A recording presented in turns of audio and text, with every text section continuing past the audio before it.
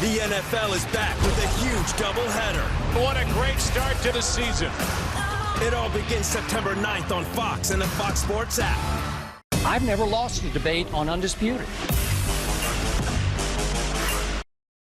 Fans, let's moments give ago, just an unbelievable scene as Andy Dalton, the visiting quarterback, a standing ovation by Bills fans. He, of course, helped get the Bills in the playoffs last year. That was something you'll never see, maybe ever again, in the NFL, but a cool scene nonetheless for Dalton and the Bengals. But this, for the Bills, is all about their young quarterback today. That would be the rookie Josh Allen getting the start. For more on Josh Allen, let's go down and welcome in Pam Oliver. Pam. Hey there, Kevin. Josh Allen can do a lot, of course, to help his cause today. But Sean McDermott, he already sees plenty of things that he likes. He likes the way Allen remains so even-keeled. He just takes things in stride. But there's a flip side to that scares McDermott a little bit. He tells us that sometimes he's got to remind him, hey, kid, this is grown folks football. You will get your butt kicked. So show some worry. Now, is this just a formality? Has McDermott already decided on his opening day starter? We pressed Kevin, as you know, and he said, honestly, I just don't know. Back to you. No, we should elaborate on that. So Pam, who is the hard-hitting journalist of the group, at the end, Pam said, no, look into my eyes and tell, right, Pammy? There you go. Yes. No, the direct quote was, look into my beautiful brown eyes. And they are beautiful. And they are. So we know from experience no one can lie to Pam. So Sean McDermott said, hey, I'll know what I know. But we know this. Kid's got a chance to win it today, right? He does have a chance to win, and I think what the ultimate point is about Sean McDermott being coy is that if the kid wins it today, he'll be very happy about it. But if he struggles a little bit, he's got options. He's got a veteran in A.J. McCarron who's played football in the NFL, and Nathan Peterman quietly has had a tremendous camp. Yeah, and that's what they're working with today. It has been a three-way battle, and Allen will get the call today. The Bengals won the toss, and they will defer. So we will see Josh Allen right away as Marvin Lewis back for another season, his 16th as head coach of the Cincinnati Bengals. And after 2 down years, there were wonders about Marvin Lewis. He's back. A lot of coaching changes with Cincinnati, which we'll discuss in a little while. Bill Lazor, one of those guys who was here last year, came in as a coordinator middle of the year. He was on the staff, but now a full year with him running the show. Spanish language broadcast available on both Fox Deportes and by utilizing the SAP button on your broadcast here today from Orchard Park, New York. Nice warmer Sunday, and I wonder what that 22-year-old is thinking right about now. You know what he's thinking right now. Let's go ahead and get to it.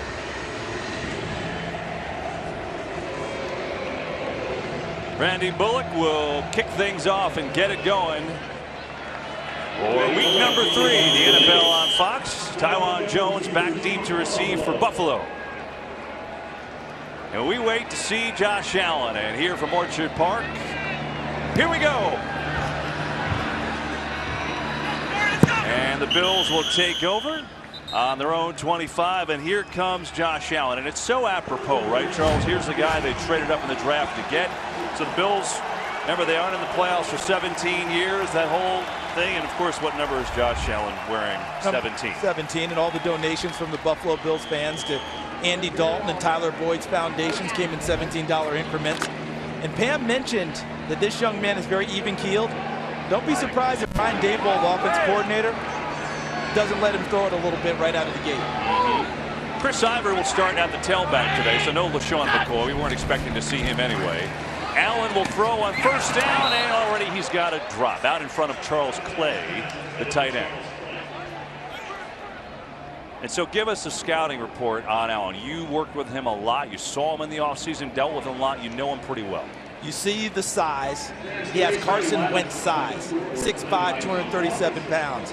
He moves better than you would think with the length that you see in his frame. Excellent feet, footwork, has the ability to work in and out of the pocket, and a rocket arm that he likes to show off. On second down, they'll fake. Allen has a completion. It's Zane Jones who makes a catch, and he's going to work his way out to the 29, and a 3rd down and 6 is coming up.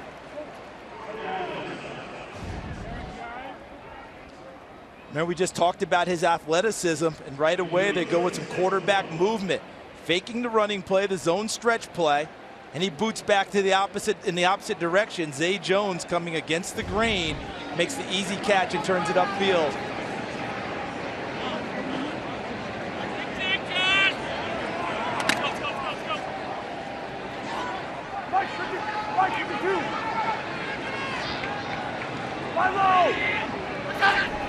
On third down, pressure, penalty flag flies. Allen breaking away, and he's just buried. He broke away from the first couple, but he couldn't get away from Geno Atkins and Carl Lawson. And let's also see what the penalty is. Tony Corrente is our referee here today. Illegal shift, offense, 2 players moving prior to the snap did not reset. This penalty is declined. The result of the play, 4th down. So that means Geno Atkins is going to be very happy because he ends up with credit for the sack. See, if that's regular season, you're looking at the bench like, don't take the penalty. Okay, we're good. And they get the ball now, too. Here is the punt. It's short. John Ross coming up calling fair catch. Has trouble. He struggled a little bit in this area in the preseason. But Ross makes a catch there, and Cincinnati has great field position on their opening drive. And so here comes Andy Dalton. Well, we said it, Charles. I don't think you've ever seen, I know I haven't, I don't think we'll ever see another visiting quarterback get a standing ovation when being introduced. But that's kind of the fun angle to today's game. It's kind of Bills fans for the Bengals because the Bengals win the last game of the year at Baltimore, which was an unbelievable win, allowed the Bills to get in the playoffs. For the first time in 17 seasons. Talk about a drought for some starved fans. And Dalton will throw on first down. Has some time. Gonna let it fly. He's going deep for Ross. He's got it. Makes the catch. Looking for room. Ross sneaks in. First play touchdown for the Bengals.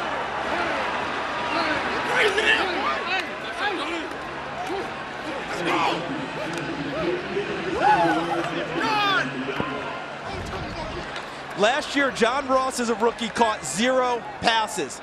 Gives a little stutter step and then just goes blowing by Vontae Davis, who actually tried to grab him. Ross able to shake that off, shake off 2 attempted tackles, and takes it into the end zone. What a difference a year makes. A much better training camp for John Ross, has reshaped his body, his attitude, but the wheels have remained the same. Boy, do they like seeing that. 57 yards to Ross, and the extra point is good by Bullock. So it took one play, and they're not cheering Andy Dalton anymore. That cheering is over. Long gone, but Bengals fans are cheering John Ross. That speed. He burned the defense, and then he patiently got on in. Cincinnati on the board first. John Ross broke the NFL Combine record with the 40 time, a 4.22, and the Bengals saw none of it last year. Bengals fans have to be salivating over that first play from scrimmage for them. You know, he only played 17 offensive plays last year. There was at one point during the season, there was a rumor they were talking about moving him to cornerback, which he played a little bit of at the University of Washington. I think they're glad they left him at receiver. Oh my goodness. Jordan Dalton is up watching from the suite area today. Great day for them in Buffalo, giving back to a local cancer hospital. The Dalton Foundation that the Bills fans gave so much money to. Jonathan Brown, young soccer player from Louisville, getting a chance in Bengals camp. He's got a big leg. Let's go back to that touchdown, though, Charles. It starts up front. Billy Price is the rookie center, and the first due center Andy Dalton's had in 5 years. Russell Bodine is now with Buffalo. And look at the protection from the entire offensive line. People have talked about the issue. Watch to the right of your screen. Stop and go route by John Ross. Vontae Davis even grabbed his jersey. He ran through it. There was a missed tackle at the end of it by Poyer. Another one by Vontae Davis. And John Ross gets to break it down in the end zone. Second series for Josh Allen. They give it to Marcus Murphy, who's had a great camp in preseason. Murphy with a great run and still turning forward. He's got a first down for Buffalo.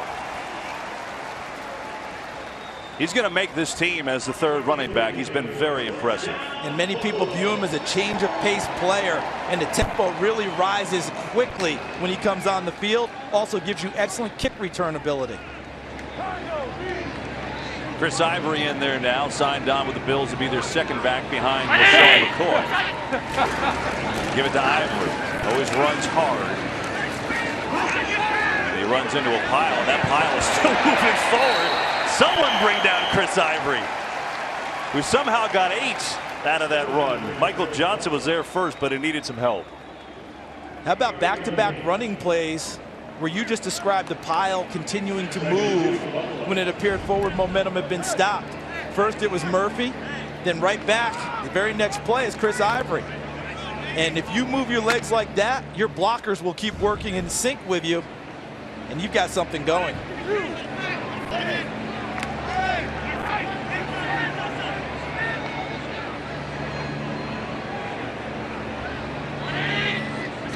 Second down.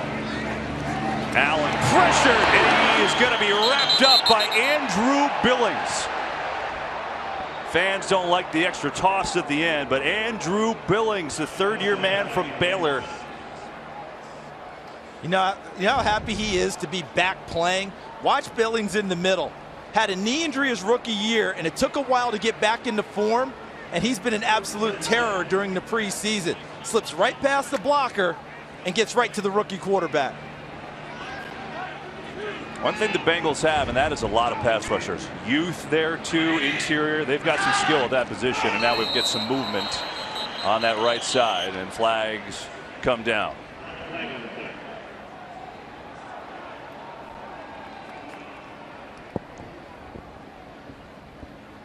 Ball start.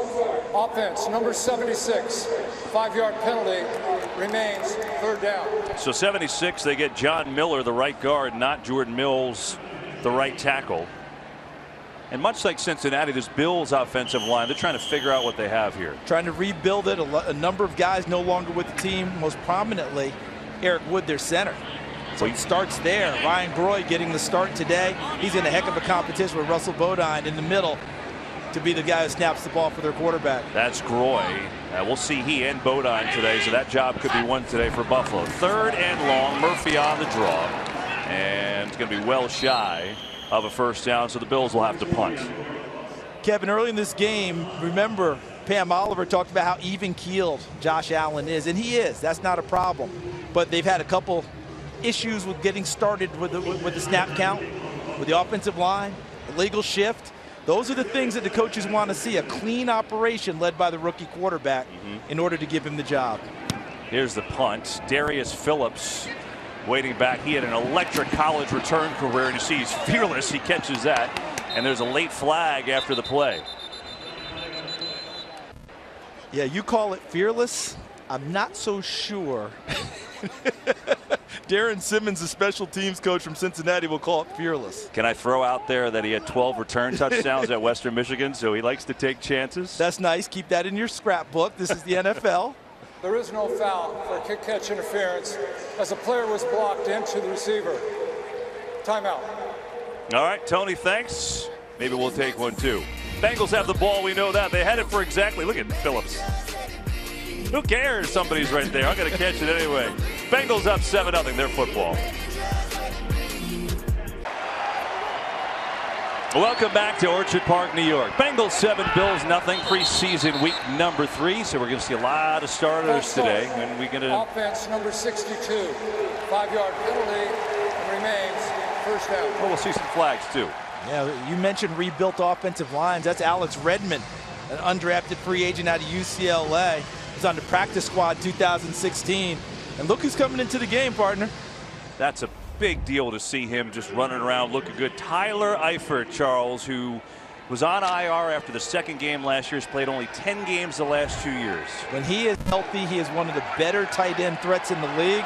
They want to see him knock a little rust off before the regular season begins. He is an electric player at that Pro Bowl year a few years ago. Dalton over the middle. A.J. Green seamlessly on the slant on a first down for Cincinnati. Andy Dalton looks like he's in midseason form. And so does A.J. Green, who's come back determined this year to get back to what he thinks is the level he should be playing. And remember, he went to the Pro Bowl again last year, but he thought it was an uncharacteristic down year for himself. Too many drops, not enough big plays. Right away there, catches one and gets a first down.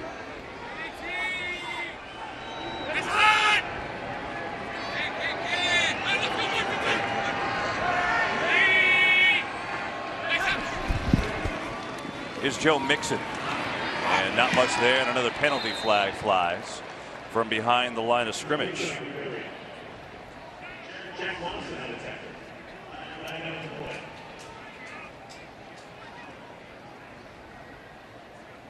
Holding, offense, number 62, 10-yard penalty, repeat first down. That's on Alex Redmond, so second penalty on him already. Well, we showed you Dalton hooking up with A.J. Green. This is really, Charles, one of the most dynamic connections in the league. But last year, they were a little bit off. You see that number? They only had 3 of those last year. Not all their fault. The O-line, things like that. But they've got to be big this year for them, don't they? And they have talked about it and want to reestablish that connection. Obviously, everything else has to be in sync with the offense as well. But they are looking to take those big shots downfield in the early going.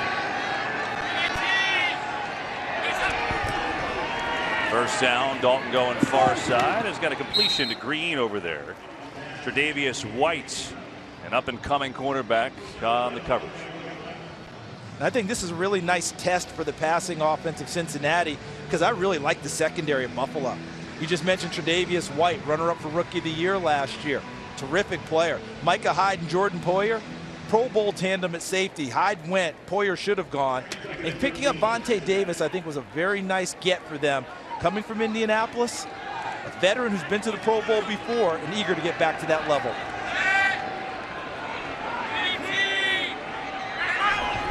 Second down, Mixon looking for something. There's just nothing there. Buffalo played it well, and a 3rd and long is coming up. So the Cincinnati Bengals, who are they, you ask? Well, they're a team that last season they had an awful offensive season, worst in the league offensively. Marvin Lewis back. They went to 5 straight playoffs, didn't win a game, but the last 2 years have been losing years for these Bengals. But they changed up the coaching staff in a big way. Laser was here, but in a new role, and then Austin comes in to run the D. They made some moves. They drafted a center. They got Cordy Glenn from Buffalo to play tackle, hoping that offensive line is a lot better than it was last year. That's why their offense was so putrid at times. 3rd down, 15. Pressure. They're going to set up a screen. And that is going to go nowhere. Giovanni Bernard had nowhere to run as Jerry Hughes wrapped him up. And that was a terrific play by Hughes, number 55, because I believe if he doesn't make the play behind Bernard, he's got room to go. Had blockers out in front, the offensive linemen had established themselves downfield, but Jerry Hughes, coming from behind the line of scrimmage, makes the play. Here's Marcus Murphy. Low liner type kick, room to run. Murphy, good cut. Oh, he just gets dragged down. Looked like there was a hole, and there's also a flag too. So, and we have an official with his hat off. Typically, that means people are running down the sidelines, unless he just lost it in execution of this penalty.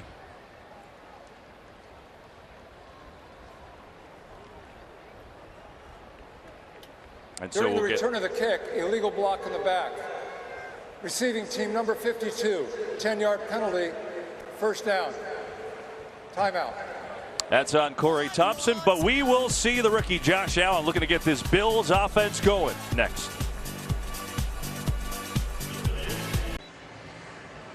Bengals offensive line, where their new coach Frank Pollock, who comes over from years in Dallas, well respected, will run that unit, one of the many new coaches for Cincinnati.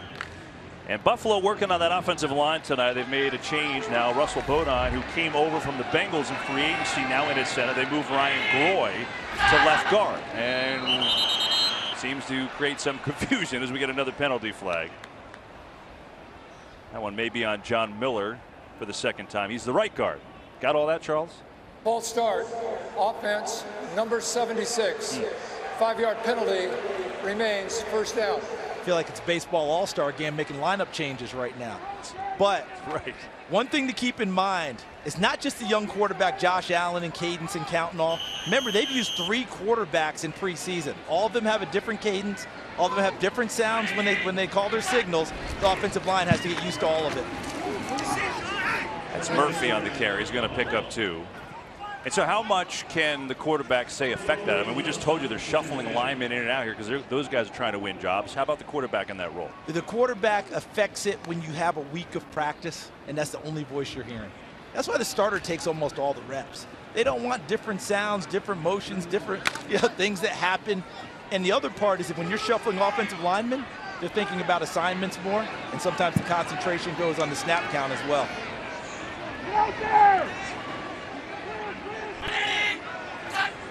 Second down, 4-man rush. Pressure again. Allen can run. He's going to let it fly. He's got a man, but he underthrew it, and it should have been intercepted by Dre Kirkpatrick. Instead, it was dropped. He was looking for Charles Clay, who had a couple steps. And everything was going well for Josh Allen. Watch how he stays in the pocket first. Looks downfield, stays, waits. Now he exits. And here's the surprise. He threw the ball short. With that arm, the ball's not usually going to fall short. He's usually going to have a chance for the receiver to make a play on it downfield. How far did he throw the ball at his combine at the pro day? At the pro day, I remember it being over 75 yards. I mean, so we don't expect him to underthrow it. No, that's unusual. We just saw there. Third and long.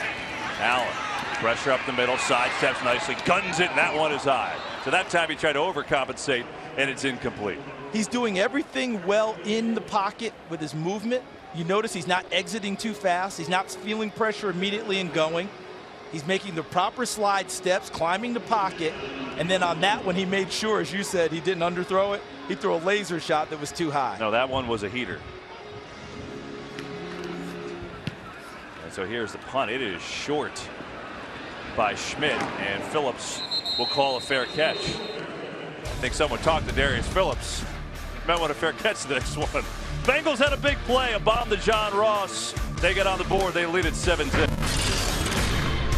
Braces it and schedules a Thursday night opener every year in order for his team to get ready for an irregular week. I like it. Starts on Thursday on FS1. Looking forward to the college football season. Look forward to the NFL season. This is week 3 of the preseason. Starters playing today, their last dress rehearsal. And there is Tyler Eifert. We showed you coming in the game. He makes the catch for a first down, and I referenced that 2015. He was a Pro Bowl player. He had 13 touchdowns that year. And anytime they got into the red zone, even though teams knew he was coming and had to defend him, they came up with different ideas on offense, different shifts, formations, and he scored a bunch of touchdowns. A fantastic target. Great to see him back and healthy. So think about if they can block up front with Ross and now Eifert back. That changes everything. Here's Dalton. Going to set up a screen, and it's just dropped.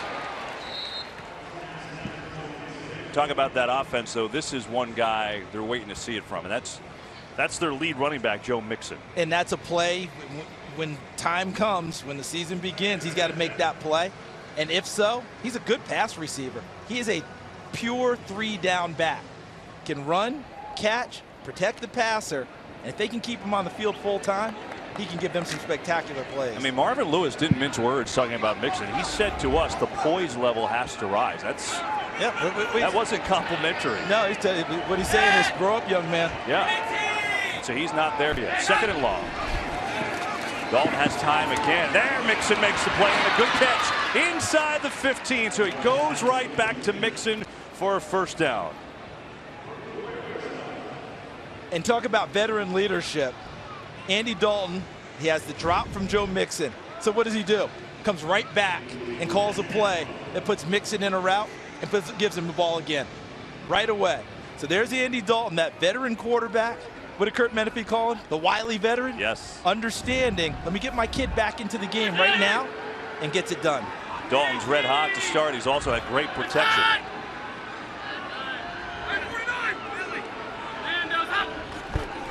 This time they'll run it, looking for some room. They just know where to go. Mixon had no chance that time. Jordan Poyer up from the safety position to make a good play.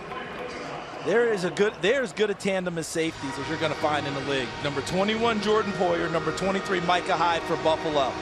Both of them very active in the run game, and last year combined for 10 interceptions. So you know that they can cover people, but when it's time to drop down in the box and make a play at the line of scrimmage, you saw ample evidence of it right there from Poyer. Giovanni Bernard comes into the game now in the backfield. He's an excellent receiver. Second down. Dalton going end zone. Eifert was covered well, got a hand on it, but could not bring it in as Matt Milano was there on the coverage. And Matt Milano exemplifies the type of linebackers we see roaming the fields in the NFL. A lot of them are former safeties that are pumped up into linebacker positions, just got a little bit bigger. He was a high school kid I saw play in Orlando, Florida. At one point shared a defensive backfield on his high school team with Clinton Dix. Oh, wow. Then became a linebacker at Boston College. That helps his coverage skills. Bengals can get a first down at the 2. It's 3rd and 12.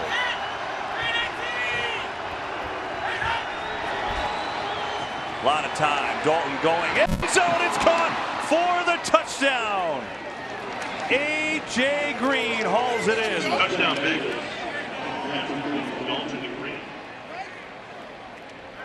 Cincinnati offense has looked spectacular today. This was a drive where they involved a lot of people.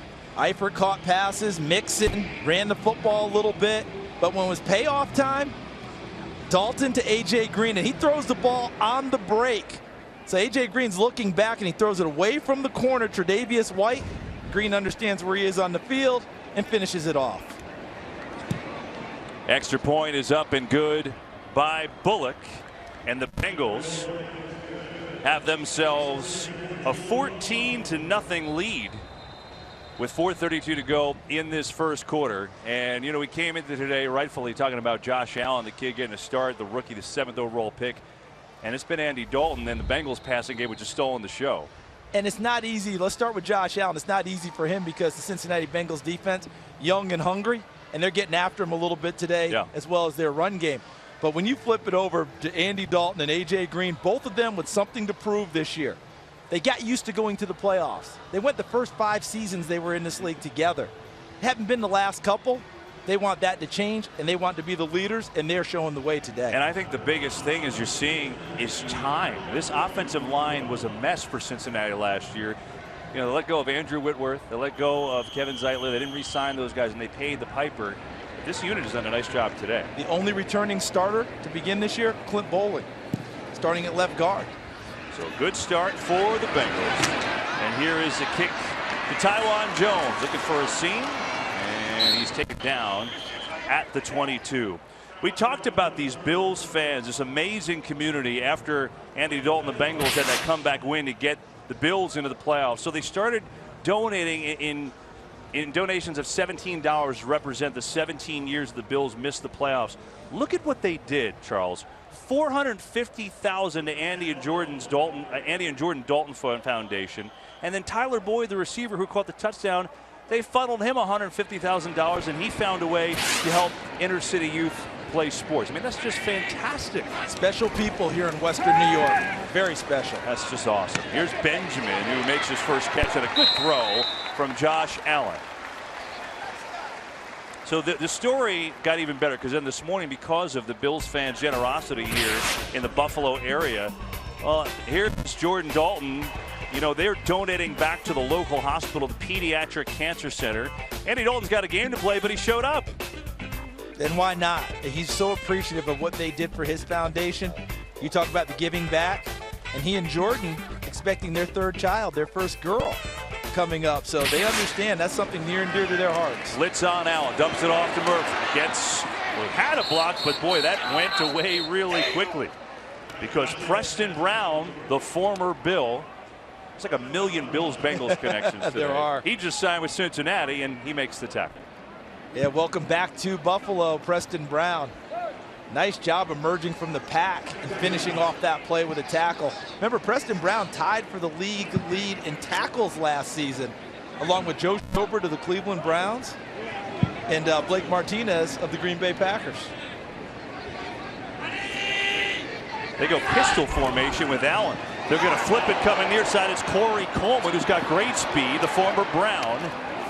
And Coleman works his way out to the 40. That was an interesting trade because Brown's first-round pick, they passed up on some quarterbacks. They traded him to the Bills. I wonder how he fits here. And this is how he fits with that speed. And you notice what they did was they tossed the ball forward, because if you hand it forward and the ball's bobbled, that's a fumble. You toss it forward and he drops it, it's an incomplete pass. So that's how people are running that jet or fly sweep now in order to take away some of the risk. Bills 0 for 3 on 3rd down so far. They bring pressure. Allen steps away, turns and runs. He's got good speed, looking to get to the chains. He dives. dives. Did he make it? That'll be a first down, I believe. Let's see where they mark him. Well, now it's going to be close. Oh, hang on. Did they mark the foot out? We're shielded from that near sideline because the Bills players are standing in front of us. Let's watch the replay. His body, the top part of his body, I think, got there. Let's see if they're calling a foot out of bounds before he gets to the first down marker. Nope. I thought he got there. I mean, that was a heck of a dive for it. But they're hurrying to punt. Kind of interesting. I thought they would take a look at it. And they're not gonna. Fans not thrilled with the decision. They love the effort.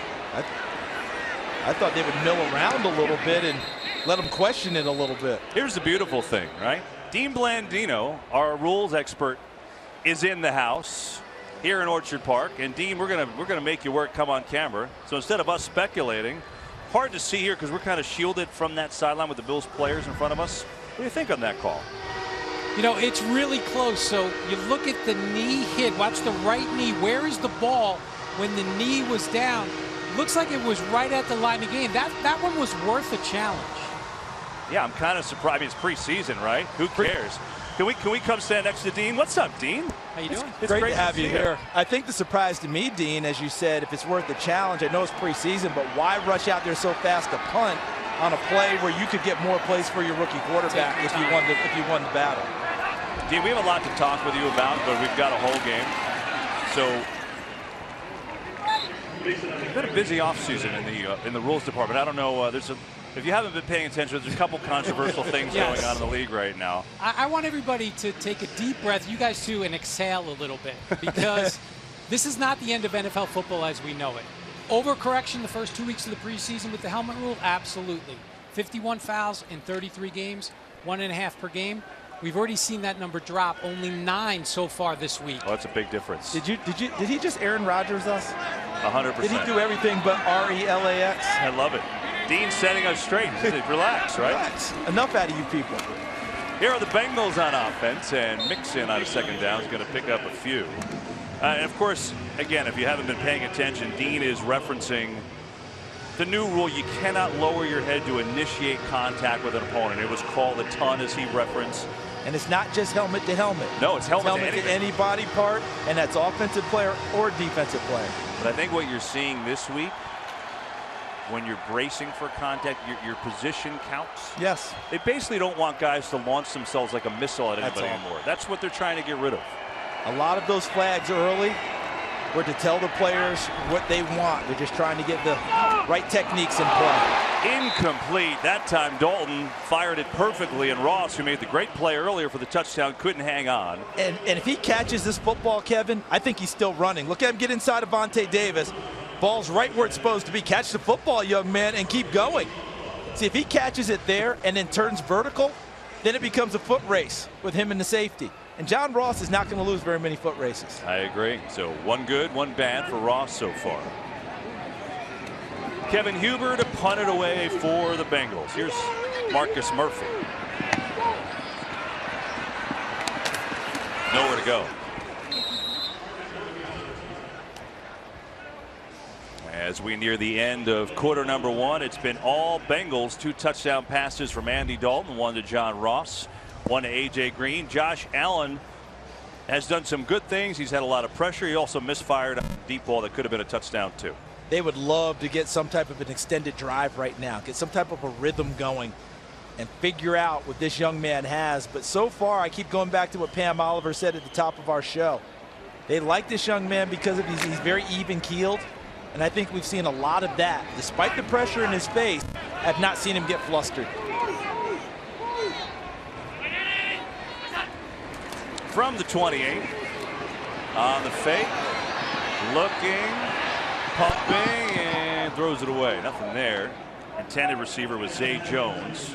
And with 9 seconds left, it'll be a 2nd and 10. That was really covered well by Cincinnati. They've seen that play a few times now in this game. They've seen the fake stretch play, quarterback bootlegs to the backside. They got a completion early to Zay Jones on it. On that one, recognized by the Bengals defense and really defended. Allen so far today, 4 of 7, 21 yards.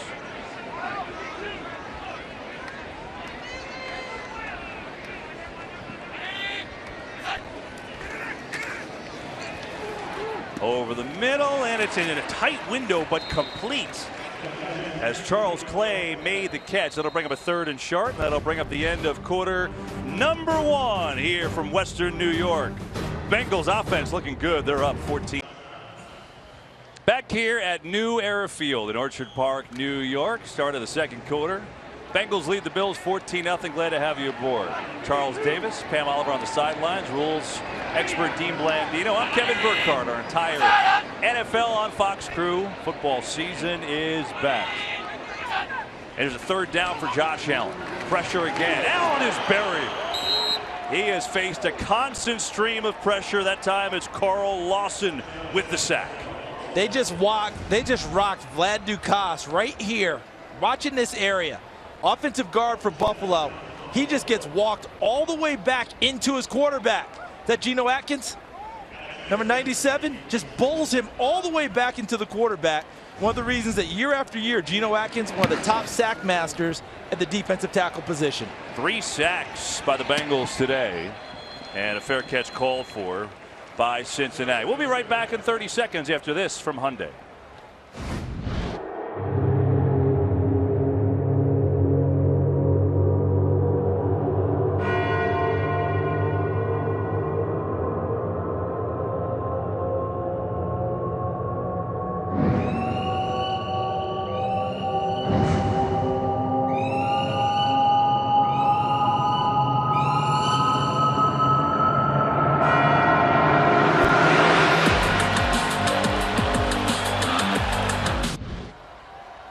Bengals football, 1st and 10. They've got a 14-0 lead behind Andy Dalton, who's been simply great today throwing the football. Here's going to throw again. Steps up, coming near side, and he has another completion. And that time it's Tyler Boyd who makes the grab. And another 1st down, and Dalton remains on fire. Now, this is not the prettiest pass Andy Dalton's thrown, but he threw it in the proper area. Look at it, goes right over the head. See, Poyer never sees the football, number 21. It flutters out of his hand, but it's up high, and Boyd sees it and is able to adjust to it. Poyer can't get his head around to find the football. Completion, Cincinnati. Andy Dalton is 8 of 11 throwing the ball, and he's had 2 drops.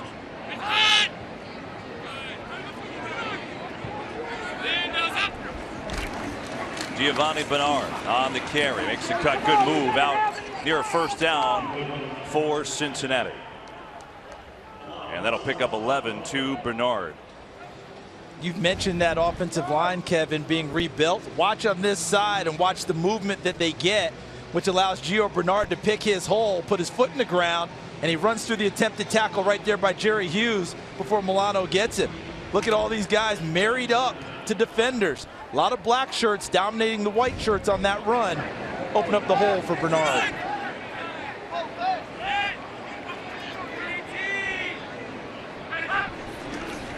Fake to Bernard. Dalton. They're going to throw it to Bernard instead. Makes the catch in space, surges forward for another Bengals 1st down. We have an injury update. Let's go down to Pam Oliver.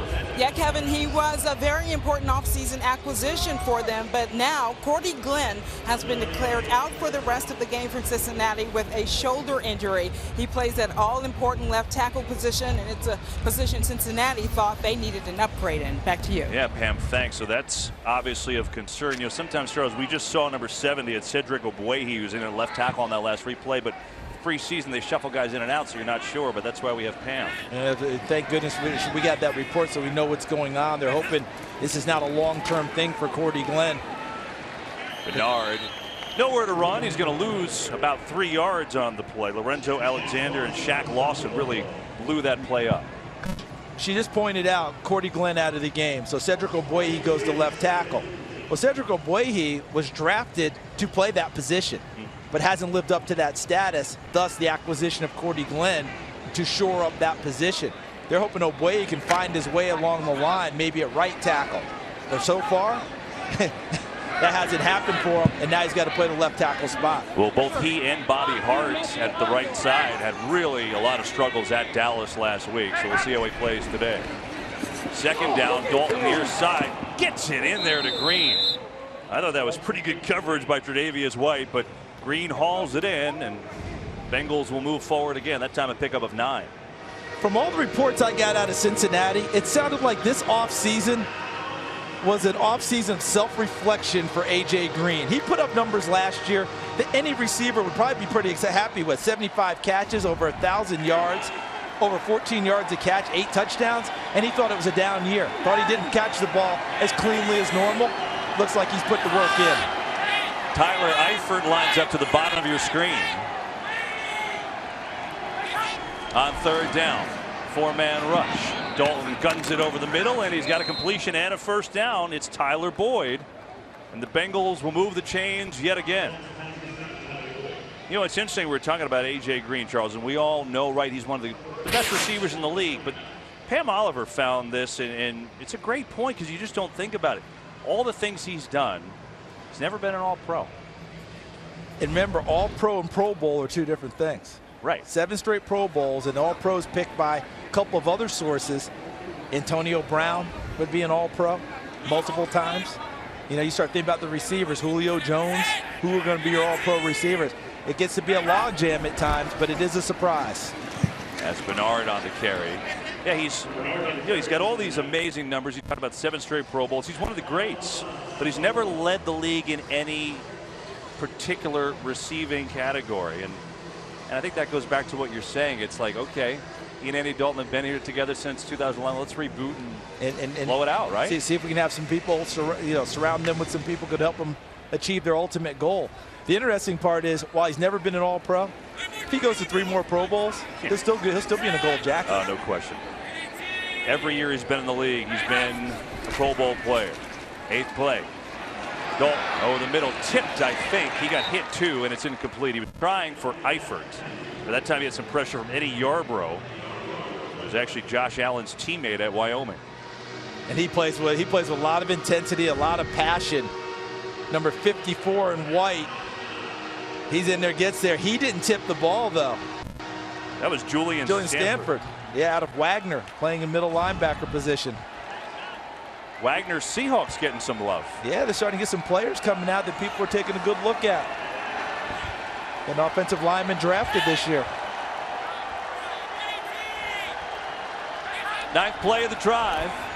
3rd down. Dalton coming for A.J. Green again, but he overthrew him. And Dalton got some pressure that time, too. And it looks like a field goal try. Who's going to kick it, though? And they will go with the incumbent, Randy Bullock. The reason I say that, they've got a kid on their squad, Jonathan Brown, who had a 55-yarder at Dallas last week, even though Marvin Lewis it was still climbing. Right. When he hit it. I mean, he's got a leg. He's got a leg, but they say this is not a competition. Randy Bullock, 18 of 20 last year, is their kicker because he's done it under pressure and is a proven commodity. Right. 46 yards for Bullock here. Man, that'll work just fine. Marvin Lewis's Bengals have themselves a nice first half, up 17-0. It's Brian Dable bringing some life even to this offense, although not today. And the number 17 is clearly there's a Bengal-Bills thing connection. It's 17-0. See, right now. You brought it all the way back. That's called full circle. You tied it back up. That's called full circle. I like it. Brian Daboll back in full circle himself at home from West Seneca, New York, which is right here in Buffalo. It's like a couple minutes down the road. From here. Says he still has his grandparents in their early 90s and high 80s. And all of his championship rings, because Brian Daboll has, what, 5 championship rings, I believe? He won 5 Super Bowl rings and a national championship. He gives them all to his grandfather so he can show them off to his buddies. Isn't that great? Pretty cool. Here you go, Pop. Go take this to town for breakfast. I love it. Here's Ivory, who is always running like a freight train. Chris Ivory is going to be the backup for the Bills behind LaShawn McCoy. That's a nice pickup for this team. And Sean Williams, the starting safety, may have gotten dinged on that play. We'll see. That's not something they need to see because he was dinged a lot last year. But watch Ivory. Good blocking right there. Miller 76 folding around and giving the initial block. And then once he gets into the secondary, he runs through a couple of attempted tackles as well. 20-yard run for Ivory and a first down for Buffalo. Run it again. Ivory. You know, I think, Charles, when you talk about the Bills, as we have a flag too, we'll see what that is. You think about last year, a playoff team, but there are a lot of things that they needed to improve on. One thing they were great at was running the football. That is their identity. And amazingly enough, they've been first or second in the league running the ball the previous few seasons. Fell to 6th last year. Right. Okay, so a real big drop, right? But that's what they do well, and the defense was very opportunistic. Gave up a lot of yardage, but took the ball away a lot last year. Offense number 76 with a leg whip. 15-yard penalty. Repeat, first down.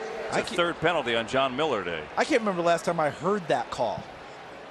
All right, you remember when the Denver Broncos were running and Alex Gibbs was the coach? Everybody complained that those guys were leg whipping all the time because they were so great at cut blocks. I can't remember the last time I heard that call. John Miller must have gotten himself in a tough spot, and sometimes in desperation just to keep people off of your runner, you end up swinging your legs around. So that'll move him back. Sean Williams is back on the field for the Bengals, number 36. Good sign for them. Here's Allen. Allen pressured again up the middle. Man, he has not had a heck of a lot of time. That time the pressure came from Billings up the middle, and then Willis cleaned it up with the sack. I know it's easy to talk about the pressure, but why is the pressure getting home? Well, where are they going to throw the football? The coverage is good downfield. The Bengals have 3 cornerbacks that they call starters. Drake Kirkpatrick, 27, Darqueze Dennard, 21, and William Jackson III, 22. And they're doing a nice job taking away receivers and allowing their big guys up front to get to the quarterback. Andrew Billings and Geno Atkins are going to be a nightmare this year for opposing quarterbacks. That tandem in the middle. Here's Murphy on the carry, nowhere. And it'll be a 3rd down and 30 coming up. You mentioned Billings. Rookie year out of Baylor, hurts his knee. So all of last year trying to round back into form. You know, it takes a while to get past that knee injury and get rehabilitated. Well, he's back in a big way. You know, he was a high school powerlifting champion. He actually, the record he broke, believe it or not, WWE wrestler Mark Henry, his high school record. And he broke that before he went to Baylor. I see what you did there. You know, WWE on Fox. I like it. Full circle, Charles. That's the theme here of the second quarter. Here's Allen. Pressure up the middle again, and he's going to be dropped one more time. Willis was the first to get through, and then Lawson cleaned him up. It's the 5th sack for Cincinnati, and the Boo Birds are here in Orchard Park. And I don't believe they're booing Josh Allen. I believe they're booing the lack of protection for their rookie quarterback that they want to see shine. These guys up front have to provide it. But so far, they're breaking them down. Both on the outside, the first guy to get to him was Jordan Willis, 75. And then as he tried to step up, the rest of the guys got to him as well. It's another punt by Colton Schmidt. And breaking a tackle here is Alex Erickson, who makes a nice move and gets into Bills territory. Marvin Lewis back for year number 16. He's got to be pretty happy today, I would think. 17-0, his guys. Andy Dalton. Well, Big Red, we'll see you week 1. He's done. 11 of 16. He had 2 drops, too. He had an unbelievable first half. And, of course, welcome back to Buffalo. Great seeing a standing ovation for his role in helping the Bills get to the playoffs last year. His day is over now, and now former USC star Matt Barkley, the backup quarterback, is on, and he will hand it off to Joe Mixon, who's going to pick up 3 yards. So this Bengals offense will hand over the reins to Barkley. Now their backup from last year, A.J. McCarron, is now in Buffalo and trying to win the starting job here. You mentioned a lot of Buffalo-Cincinnati ties. The threads. Unbelievable. They keep stitching together, don't they?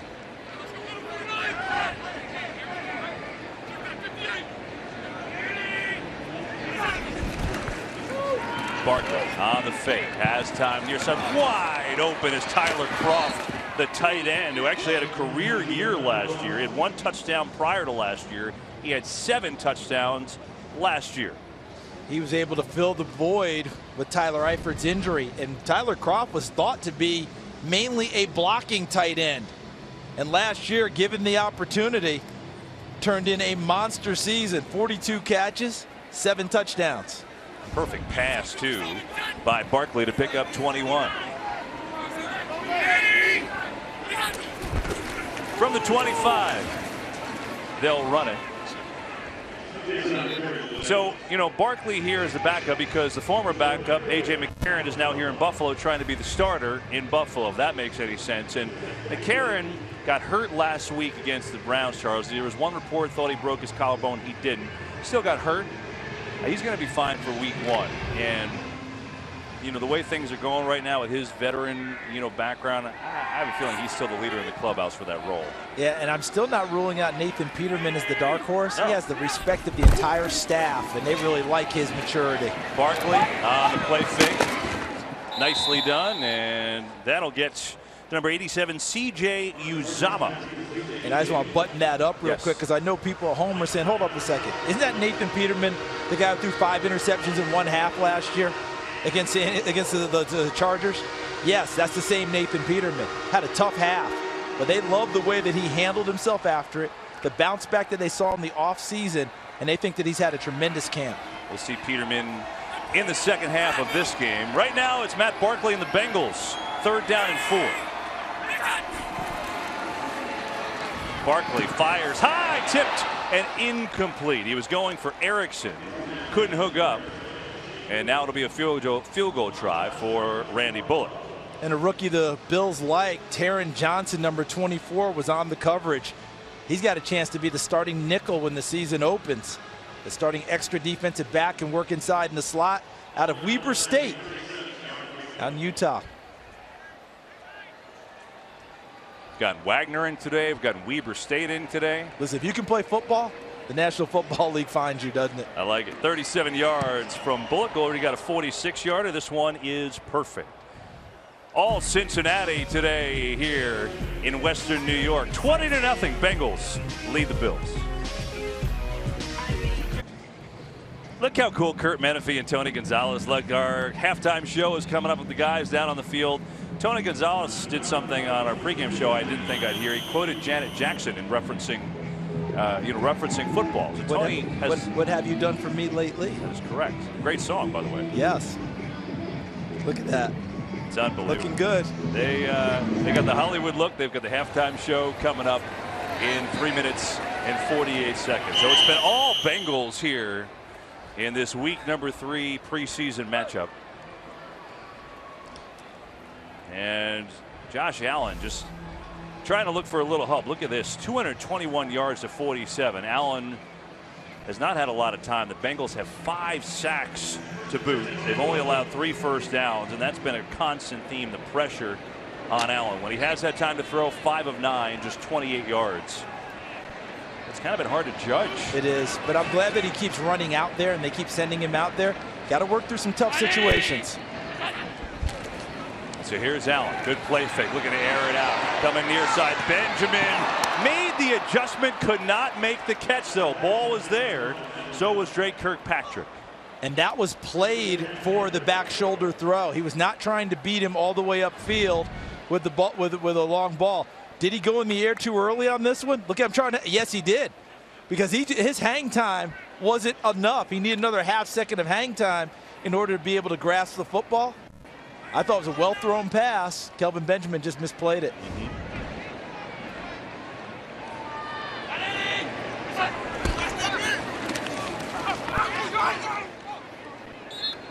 Murphy's going to pick up 3 on the run.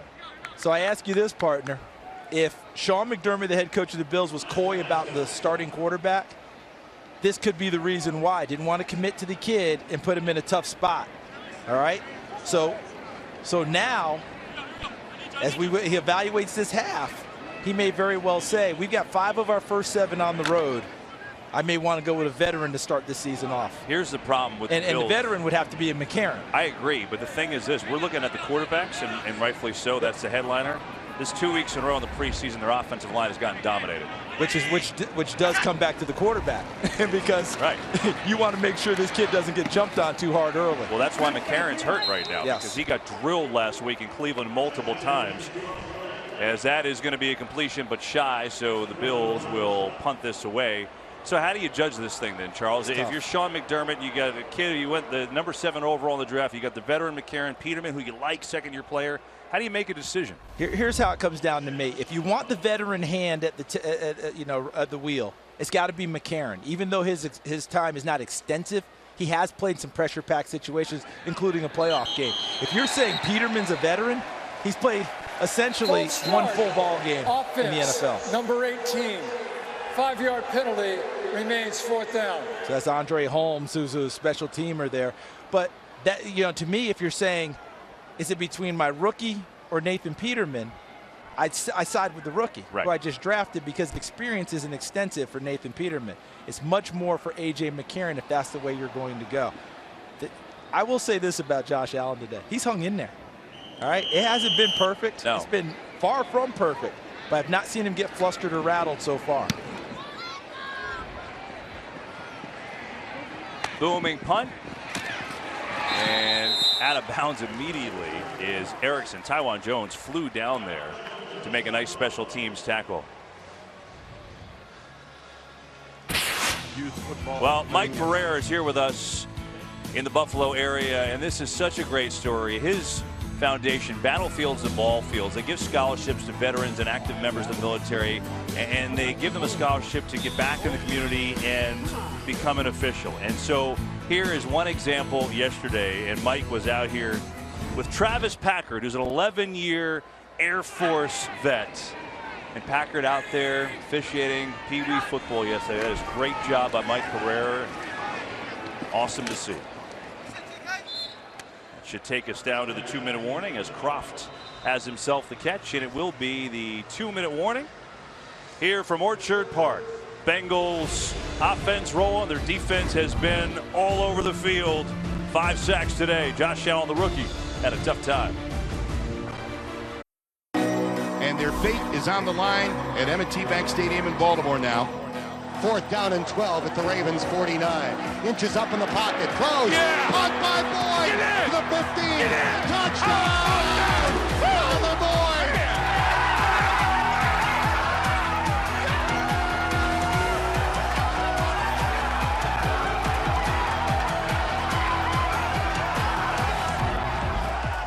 Well, that is why Andy Dalton got a standing ovation. These wonderful Bills fans donating $450,000 to his foundation, and he and his wife Jordan turn around and they donate back to a local cancer hospital here in the Buffalo area today. Just a fantastic story. John Ross, who had a 57-yard touchdown on the Bengals' first play, makes the catch. And Tyler Boyd came out okay as well, because he has a charity here in Western New York.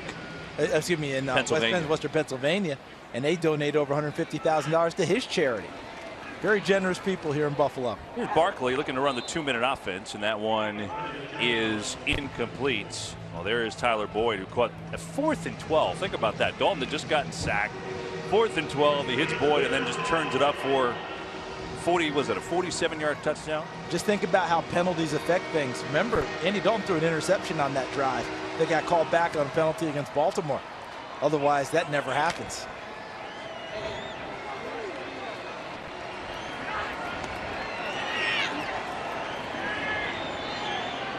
Be a 3rd down and 1 for Barkley.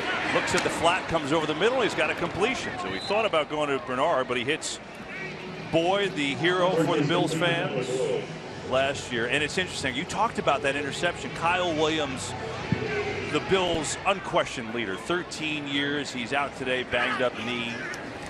We talked to him, spent some time with him yesterday. It was an absolute pleasure. He is just a great guy and a leader. All right, Kyle Williams biting on the nails right now, and he said the story was unbelievable. So he was on the field with his kids in Miami, and someone said, oh, the Ravens just picked off the Bengals, and he thought it was over. Well, it was done, and didn't know whether to take them to the locker room. What are we going to do? And you noticed, if you went back to that video, when the celebration started, did you see him picking up his son? How cool is that, to be able to be in the locker room and have that time as a family? And he is a Louisiana native. And had some fun with our Pam Oliver, who is a Texas native. What was that quote that he gave, Pam, about how great Louisiana is versus Texas? You know, he created Louisiana first. Louisiana is God's country. And then Texas was what was left over. Pam had a little disagreement with that. But it's just great. Williams said he got in there for 3rd down, and then, of course, saw the touchdown. Almost intercepted. And that's a guy that Bills fans are waiting to see. Tremaine Edmonds, you know, the 2nd of the 1st-round picks, the rookie middle linebacker, almost makes the play. And on this series, he's starting to have an impact. He covered a pass earlier and was on the spot to make the tackle. Then he came up with a second one, and here he almost comes up with an interception. I played against his dad in college. Pharrell? Yes, and he was a two-time Pro Bowler. He burned me for a touchdown in the Sun Bowl in 1984, 3 days before Christmas. Ruined my holiday. I thought I'd never play another down at the University of Tennessee, and now I get to watch his kids out here playing. I did a game last night. His other brother, Terrell, is playing for the Pittsburgh Steelers, a first-round draft pick safety. And they have another brother, Trey, who's a running back with the New Orleans Saints. So I see these Edmonds all the time, and I have a good friend that I played with at Tennessee, Tim Hendricks, who was our tight end.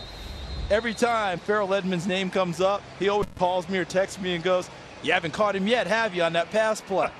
And so I can't get away from the Edmonds family, watching them go out and ply their craft here in the NFL. They played in the NFL, and I still haven't caught the old man going in for a touchdown. That is great. Tremaine is only 20 years old. Amazing. Like, that's really young. I mean, and his future, the ceiling is extremely high. Gio Bernard, look at him flying in there. You know, think about this. We talked to Sean McDermott. His time is ticking now. Bills have 3 timeouts, so they'll stop it, I'm sure. Sean McDermott, well, go ahead, Charles. Show us the play. Now, you're talking about a linebacker, and when we talk about versatility, can play inside and out, but the best thing he can do is flat out run. He runs a sub 4.6 40. 4.54 he was timed, I believe, at the combine. And at his length, with those long arms, ability to go sideline to sideline, he can make plays in the running game, as we just saw there. You saw him make a play in the passing lanes, so he can drop back and cover. I know he can blitz and rush the quarterback. 20 years old. So much great football ahead of this young man. Well, Sean McDermott had Luke Kuechly in Carolina. And he said, you know, Luke Kuechly, his first year, was nowhere near the player that he is now. And he said Edmonds is ready to play and start at middle linebacker, but his talent, he raised his hand above his head, is way up here, so he's not up to that level yet. As Ray McDonald, gutsy catch, makes a man miss, cutting through up near the 20. Ray McLeod, not McDonald, excuse me. And so we will get another series with Josh Allen. And we've talked a lot about him, spending the 7th overall pick. He was born on a farm in Firebaugh, California, 1996. Didn't have a single Division I offer, Charles, to play college football. Went to a JUCO first and then went to Wyoming, where he was really, really good. So good where the Bills traded up and drafted him 7th overall. His parents here today have not ever missed a single game, home or away. That's amazing. What Love great that. support for him. Love that story. Here, though, he is just getting absolutely besieged all day. 5 sacks for Cincinnati. It was almost 6, but he got out of it. And that's a nice play by Josh Allen. It doesn't seem like much, but that was Carlos Dunlap wrapped all over him. And he was able to show his strength, Josh Allen was, and be able to get that ball away so he doesn't lose the yardage. Takes a big shot, and his head hits the turf pretty hard. I mean, his head hits the turf pretty hard. And I'm pretty sure the ATC people are up there taking a look at this one and making sure this young man's going to be okay. He has taken some shots today. Only 39 seconds to go in the half. They're going to hand it off. And Murphy, who works up to the 25 with time ticking. Let's look at the play again. Nothing dirty about it, nothing malicious, just football, but it's just the way that he ends up hitting the turf. And the way that his head bounced like that, that's something that's going to give us a little bit of pause. Well, Dean Blandino is here. Dean, is this something that, you know, cause for concern? And now Allen actually is being looked at. Yeah, Charles was right on it. The ATC spotter is going to look at the contact, and they've got video upstairs. They're going to see the head hit the turf, and now they're going to evaluate him for a potential head injury. So to me, this is an example of the system working. Now, could it have worked one play earlier? Probably what we're all looking at. But the system's working. The ATC spotter's up there looking for any signs of distress, any hits like we just saw there. And it went and had Josh Allen come out of the game. I like that. I like the way it moved. So Nate Peterman will come in a little earlier than he expected. They're going to hand it off to Murphy, who's got himself a first down for Buffalo, only 10 seconds ago. Bills can stop the clock if they would. So Allen will be checked out to see if he is okay in his headspace, and I'm sure his day is done. They were only planning to play him a series into the third quarter anyway. So with 10 seconds to go, the Bills do call a timeout. How do you evaluate, Charles, what he's done? I mean, let's put it this way. Pressure all day long, yes. But one thing he worked on is, footwork. He drilled that in the offseason with Jordan Palmer. He had some nice footwork to keep plays alive, didn't he? He did, and I think you evaluated on that. You evaluated on the poise, handling that pressure that was in his face. Okay, you're going to take a look at some of the throws that he made. There was a drop early from Charles Clay. Right. All right, so all that goes into the hopper, but the biggest one is, did it appear too big for him? And I think the answer is no. It did not appear too big for him. Here's Peterman, 10 seconds to go in the half. Running out of trouble. Flag flies. And he's going to run out of bounds with 2 seconds to go. The bigger concern for them, I'm going to wait for the call here. Holding offense number 71. 10-yard penalty and repeat first down. You brought it up earlier. They're going to evaluate the offensive line and the protection. Okay, where were the breakdowns? Why did they occur? And the next question you ask is, are the receivers able to uncover well enough downfield to present open targets where maybe the ball can get out of his hands quicker? So it's a full evaluation here, and Sean McDermott's coaching staff will definitely be thorough. Last play of the half, barring something crazy like a defensive penalty. Kurt Menefee and Tony Gonzalez are ready with the halftime show from down on the field. And they will hand it on off. Javaris Cadet, the former New Orleans Saint, among other teams, will run it out, and we will run to the break with the Bengals up on the Bills 20-0. Go to commercial, and after that, Kurt Tony with the halftime show. Enjoy it.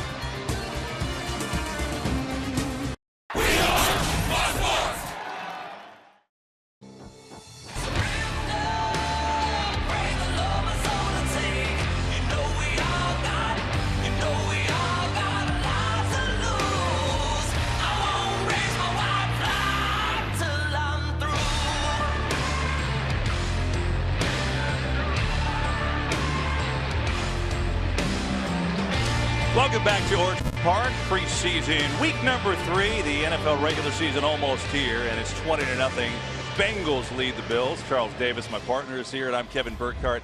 And look, it's preseason, so that's the good news if you're a Bills fan. If you're the Bengals fan, you probably wish this counted because their defensive front looks incredible. It does, and remember, the storyline going into this was about the young quarterback for the Buffalo Bills, Josh Allen. That defensive front you just referenced made the storyline their own in the first half. He was under siege right from the beginning, and they got a number of times. Yeah, 5 sacks for this Bengals front. They've got a lot of youth there, so it could be a real strength for the team. Andy Dalton was tremendous in the time he played in the game, as the numbers from the half. Yardage, obviously, a big difference. And remember, the day started with a standing ovation for Andy Dalton. Of course, the Bengals win with the Bills win. That allowed the Bills to get in the playoffs, break their 17-year drought. I think that ovation is now history. Yeah, and I actually saw a Bengals fan parading through the stands here, holding up a sign that said, thanks Bills fans for the support. We'll make it on our own this year. Well, Josh Allen, last we saw at the end of the half, remember, he took that vicious hit and had to be taken off the field to get checked for any head trauma. Hopefully he's okay. I'm assuming by the fact that he's sitting here with the earpiece and watching, that means that he is. But his day, I'm assuming, is over. Nate Peterman came in to check in and finish the half. Pam Oliver down on the sideline. Hi, Pam. Hey there, Kevin. Yes, Josh Allen, he has been cleared. He has no concussion, so he is back out. That's good news for Buffalo. When I talked to Sean McDermott about his play, he said that he didn't have any help. These guys weren't going for the uncontested balls. There was poor blocking all the way around. He saw a couple of positives on defense, but that was about it. He just felt like Josh Allen could have got a whole lot more help. Back to you. Yeah, Pam, I think you're right. I mean, I think Coach is right, because that's just been the way that half went. It's hard to judge. Allen did some nice things. Here comes Cincinnati and Phillips, who gets it on out to the 25. This is what he's feeling all day long. So you want to be a quarterback in the NFL, do you? And I think the interior pressure of Cincinnati is going to be a lot for anyone to deal with this year. Number 99, Andrew Billings. Number 97, Geno Atkins. And then they slide people inside in their sub and nickel packages. A Michael Johnson, a bounce inside, right? We just saw Willis there, bounce inside, number 75. So when you see all that pressure coming at them and Carl Lawson cleaning up, you got a lot to deal with to get ready for Cincinnati. Mark Walton, the rookie running back from Miami, gets his first carry of the night. It was a 4th rounder. Tremaine Edmonds comes in to make the play. Well, I think it's pretty clear, Charles, just finishing this whole conversation, the Bills' offensive line is now their #1 worry, because now 2 weeks in a row their ones against the other team's ones got beat. Pretty simple. Deion Dawkins, there's the starting left tackle, not playing today. Right. But it's the interior where most of the pressure is coming and really creating issues for them. So they've got to get that figured out. Who's going to start at center and who's going to shore up the guard spots. Over the middle and a completion for the Bengals. It is Boyd again. And on point with Barkley on the pass to move the chains for a gain of 21. You know what Cincinnati has to be very happy about today?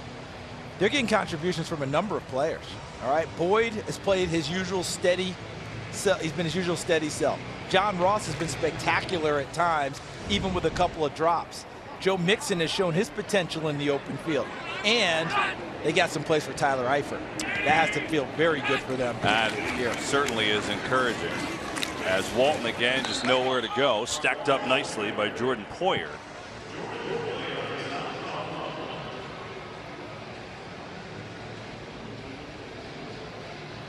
You talked about that secondary for the Bills, Charles, and he's an interesting guy, right? He was an Eagles 7th round draft pick in 2013. And, you know, it looked like he was going to be the Browns starter in 2016. He had the job. He lacerated his kidney. And that ended his time in Cleveland. But, boy, has he bounced back in a big way here in Buffalo. 2nd and 11. Barkley with pressure over the middle. Another on-target throw and a completion to Trey Carson out of the backfield. And that's another first down for these Bengals. You know, we have not talked much about the helmet rule. We've talked about it briefly.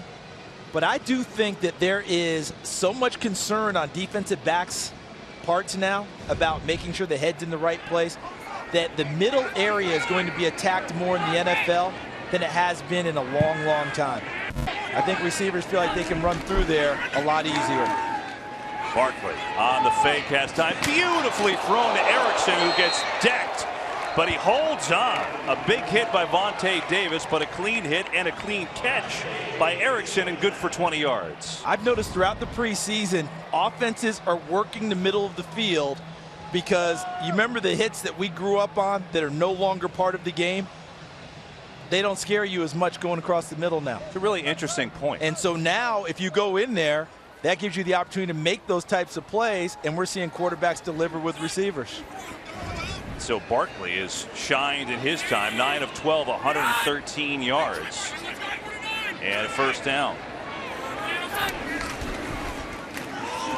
Near side, Carson.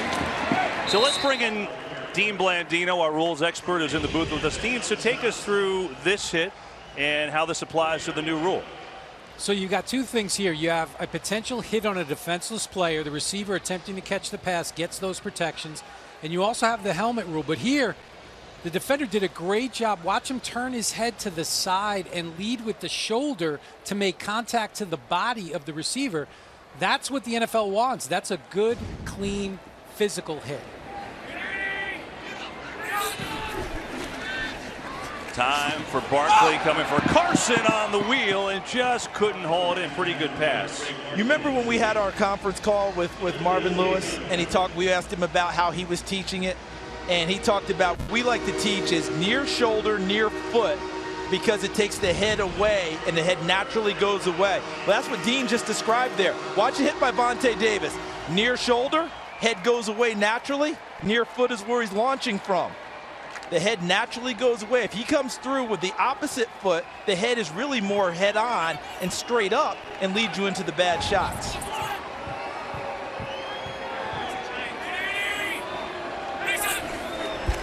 It'll be a third down for Barkley, going end zone and incomplete. Josh Malone, the intended receiver, but there was Davis who made the big hit, who comes in on the incompletion. And just one final thought, Dean, as we look at the replay. The other thing about this helmet rule is it depends on the posture, right? Because if you're bracing for impact, it's a little different. Yeah, what they're trying to get away from is that linear posture. If I lower my head to initiate contact with the helmet, but if I'm just bracing myself for the contact, that is not a foul. It's also big to note. Dean, thanks. Randy Bullock's 2 for 2 on the day. This will be from 40 yards out, and he is 3 for 3. 23-0. This Bengals machine keeps on rolling from Orchard Park.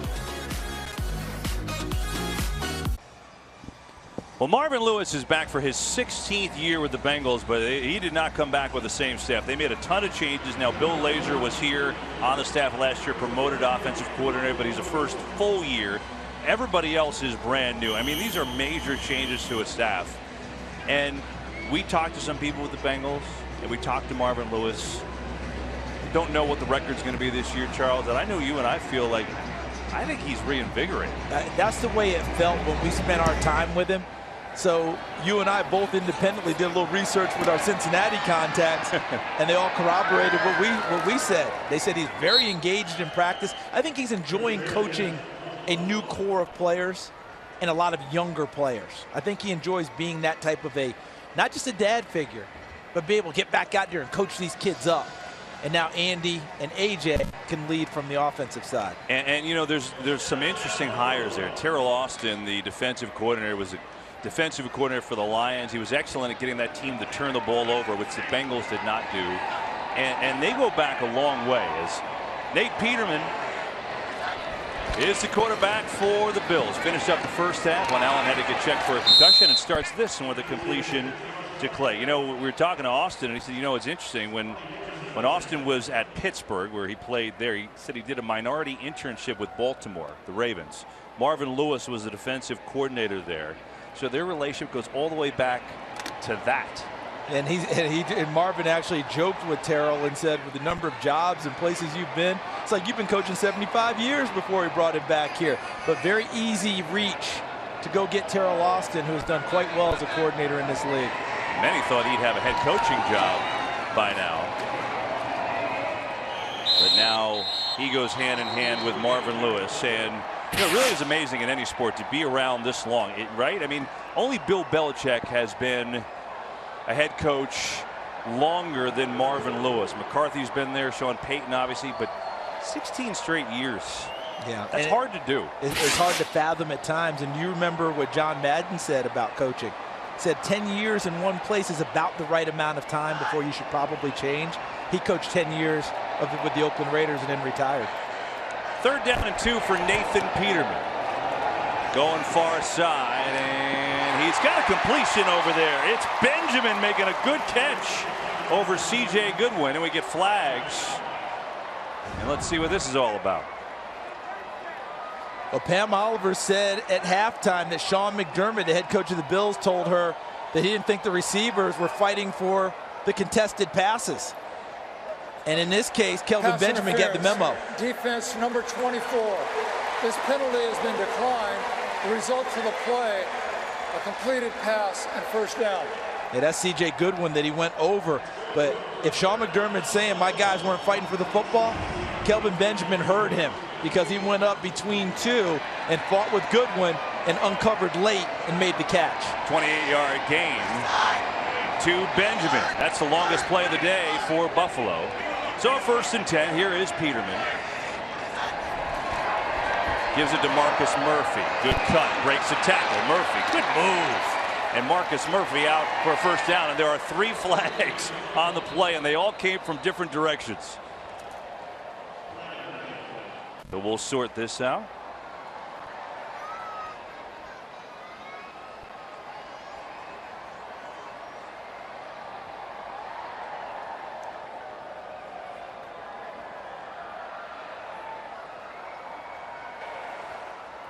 Illegal block in the back. Offense number 19. 10-yard penalty and repeat, 1st down. And that's Corey Coleman, who they just acquired from Cleveland. And I don't understand that at all. They teach you when you're blocking, you've got to see the front side of the player. If his back is to you, stay off of him. Well, his back had been turned for easily 5 steps, and he continues to stay there and put his hands on it. That's just not a good football play. It's been kind of the day for Buffalo, right? Every small positive, they've got a couple steps backward, and that's what they do here. On a 1st and 15, Peterman, I should say, goes far side. And he's got a completion of Murphy. What's down the sidelines? Pam Oliver has Andy Dalton. Yes, I do, Kevin. He's been all smiles all day. Why not? The people in Buffalo loved him, and until you went and scored on him like that. And, you know, you just had a great day. So, Andy, as you guys get closer to the regular season, what are you anticipating about this team this year that is different? Yeah, I'm excited about our group. We've got a lot of young guys that we feel really special and playmakers for us. Obviously, you saw today with John on the first play, made a great route, great catch, and scored. So, he's just one example of a lot of the young guys that we have. But just really looking forward to the year that we're going to have. Kevin and Charles made a great point about Marvin, that he just seems invigorated, that he's got new energy, maybe with the changes in the staff around him, but you guys want to get back to the playoffs, and I know he wants to help you guys get there. So what are you seeing differently from a man you're close to?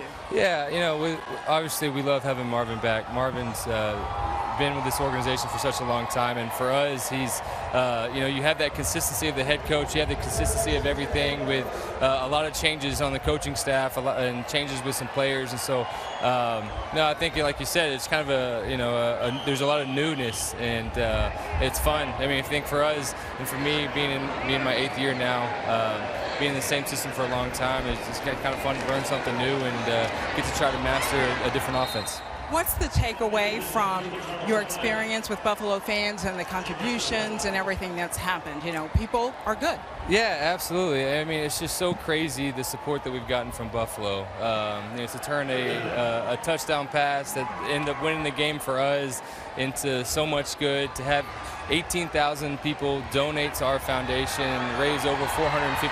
I mean, it's nothing that you think's ever going to happen. It's a crazy story, and I mean, you never think you're going to walk into an opposing stadium and get a standing ovation. So that's pretty cool.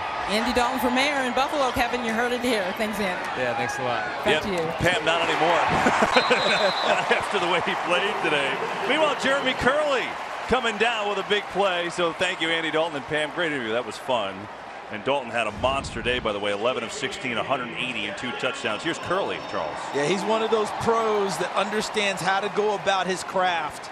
And they're counting on him to be able to teach some of the younger receivers practice habits, being accountable, and making some plays. And he operated out of the slot and made a nice one downfield. Got a timeout by the Bengals here with 6:58 to go in the 3rd. Bills on the move. Nathan Peterman has them going. Back in a moment. 23-0. It's the Bengals in front of the Bills. Week 3 preseason, NFL on Fox. Buffalo on the move, though. They've got a 1st down and 10 from the Cincinnati 31. Nathan Peterman going to hand off here. And Marcus Murphy making people miss. He's all the way down to the 17-yard line. Now they're working against Cincinnati's #2 defense, but they've got a bunch of guys on the team now trying to on the field right now trying to make the team and atone for a really abysmal first half. Good blocking up front gave Marcus Murphy a nice hole. Look at that job right there. Looked like Vlad DeCoste 62 and Jordan Mills 79. Draw play. Murphy nowhere to go. 2nd down. So this is a really cool story. Something special has happened today. Earlier in the game, we showed you. Here's Mike Pereira, by the way. Mike, good to see you. Battlefields to Ball Fields. Your charity gives scholarships to veterans, active military, puts them into the community as an official. We showed you visit someone here in the Buffalo area yesterday. Since we aired that, what has happened? 10 veterans have applied for scholarship from all over the country. It's absolutely incredible. And for every one of you that did, we will get to you this coming week and get you set up. That's fantastic. Peterman gets it to the tight end. It's the big guy, Jason Kroom. Touchdown. Mike, it must be a Buffalo thing. The Bills score, there's charity all day. And I love it. That's great news. 17 yards meanwhile as Peterman hit Jason Kroom. Now, Nathan Peterman went to Tennessee before transferring to Pitt. So he knows Jason Kroom, who he played with at Tennessee. And now they're connecting here in Buffalo. Kroom was a wide receiver, became a tight end his senior year at Tennessee. And we had a nice conversation in pregame with Rob Boris, the tight ends coach at Buffalo. And he said, keep an eye on number 80. He is really making progress as a receiving tight end. As he takes off there, I think he's in because he never stepped out of bounds before crossing the line. Dean Blandino says thumbs up. Mike is taking the headset off. We got more rules people in the box than everyone else, Charles. We're set. Can we do this every week, guys? We got the right people. We'll never have a problem with calls. We have Mike and Dean with us every single week in the booth. I like the way this is set up. Stephen Hauschka with the extra points. And the Bills get some life. Nathan Peterman gives it to him. Who knows? Maybe he's your week 1 starter. Some people hoping that's the case here in Buffalo.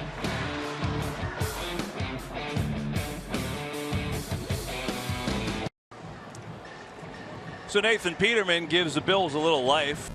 Nice start here in the 3rd quarter. Josh Allen's numbers, again, that doesn't tell the whole story. 5 sacks in the first team defensive line, annihilating the Bills offensive line. So that's part of it. Those guys are out. But Peterman looks sharp, and he's got a chance in this quarterback competition. A.J. McCarron not pictured, not going to play today. And Peterman has been sharp the entire camp. And when you talk with some people around the Bills organization, they'll tell you that in off-season and OTAs and minicamp, they thought that he outplayed. Many people think that he outplayed A.J. McCarron during that time frame.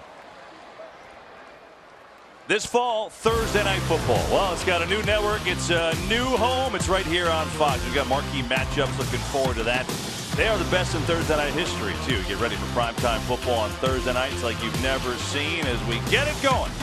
September 27th on Fox. That's going to be a heck of a time there. Joe and Troy holding it down in the booth. Aaron and Christina Pink on the sidelines. They're going to have a blast. Mike Pereira will be there on Thursdays. Mike doesn't take any days off, does he? No, Mike never takes days off. Walt out of the backfield. First down, penalty flag flies. I think that he's a heck of a pickup for Cincinnati in the 4th round, Mark Walton. He's an interesting story, Charles. You know, when guys, fall down the draft supposed to be higher, there's always some kind of reason, right? Well, his is pass interference, offense, number 12, 10-yard penalty, and repeat, first down. His is an ankle injury that really killed his year last year. That looks like right now cramps. Yeah. The way he's pulling back on his feet. But you're exactly right. He was headed towards breaking Willis McGahee's single season rushing rate. He was well ahead of pace in the first 4 games before the ankle injury. Right. And in those games, he was playing about half a game at the time. I mean, he was piling it up because they were blowing people out. And the course of their season changed a lot because of not having Mark Walton. I think Cincinnati got a steal with him in the 4th. We'll see if he comes back in. Trey Carson is the running back in there right now. He was on IR all of last year with a groin injury. And a little shimmy shake, and he gets up to the 23-yard line. The Bengals' first 2 runners are Joe Mixon and Giovanni Bernard, and then it's who after that. Walton certainly looks like he would be the 3, and then now you got guys trying to make the team. Trey Carson, Brian Hill, who was on the team last year, also out of Wyoming, played with Josh Allen there. Quentin Flowers is an interesting guy. Quarterback at USF, University of South Florida, trying to make it as a running back in the league now.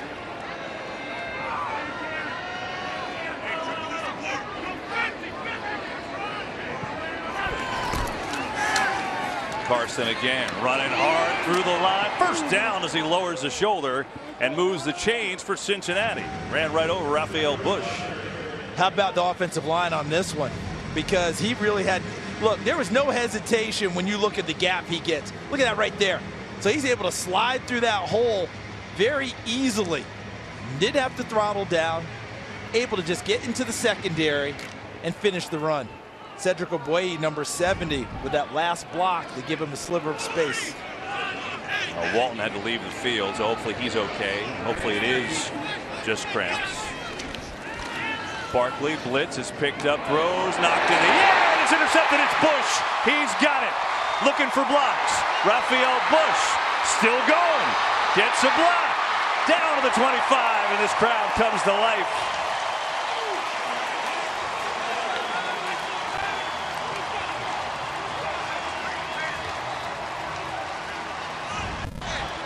This ball's a little high, but at first blush, let's see what the receiver does. Doesn't get his hands up in time. I'm not sure when he started to look for the football. That's Auden Tate from Florida State, who's been creating a lot of splash plays in practice, but it was almost like he wasn't aware that the ball was coming and definitely wasn't prepared for it. And his error tipped the ball up in the air for Raphael Bush. I mean, if you're running that route as a slant inside, you've got to be prepared for that ball to emerge at any point.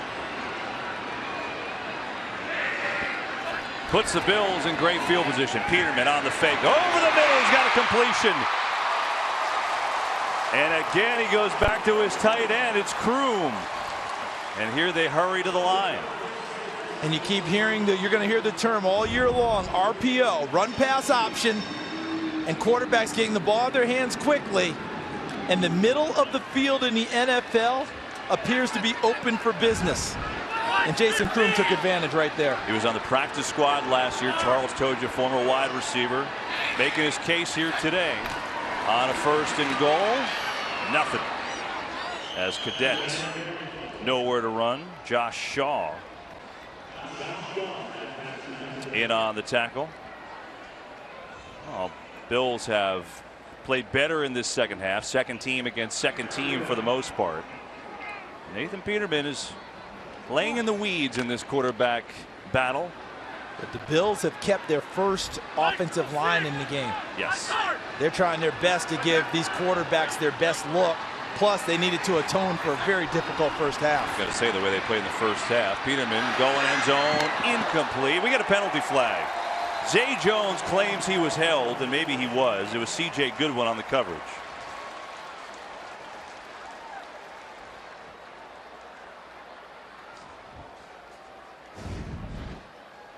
Watch Jones, number 11 in white, working inside.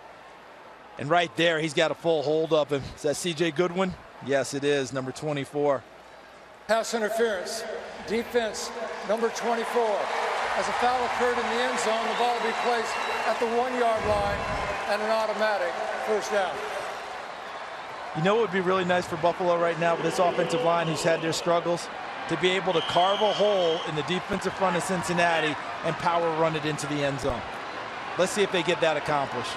Got 3 tight ends in the game. Cadet, the running back, give it to him. Fighting, and not there. He's going to be just shy of the goal line. It'll be 2nd and goal. So give Cincinnati credit. They didn't get knocked off the ball.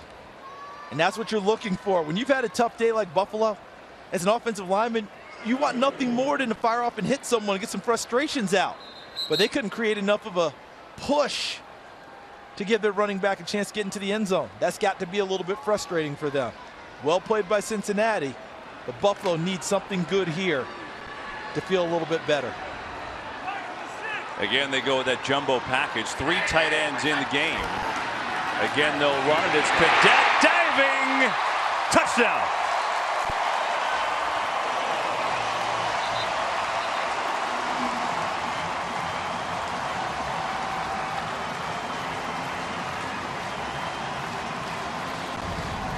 So if you're Juan Castillo, the offensive line coach of the Buffalo Bills, this feels a little bit better. Ryan Groy, 72. John Miller, 76. Jordan Mills, 79. And look at that. They created some space. Ball's popped out, but he does recover it in the end zone, does Cadet. So, Dean, I believe that's a touchdown, isn't it? Yes.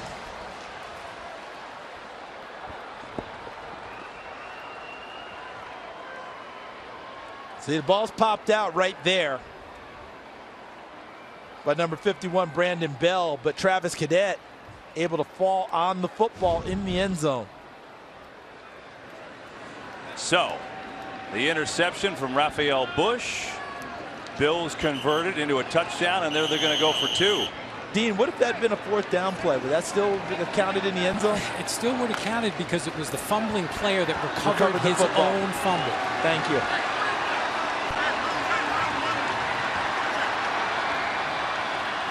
That's Cadet in motion. Peterman gives it to him. Stacked up.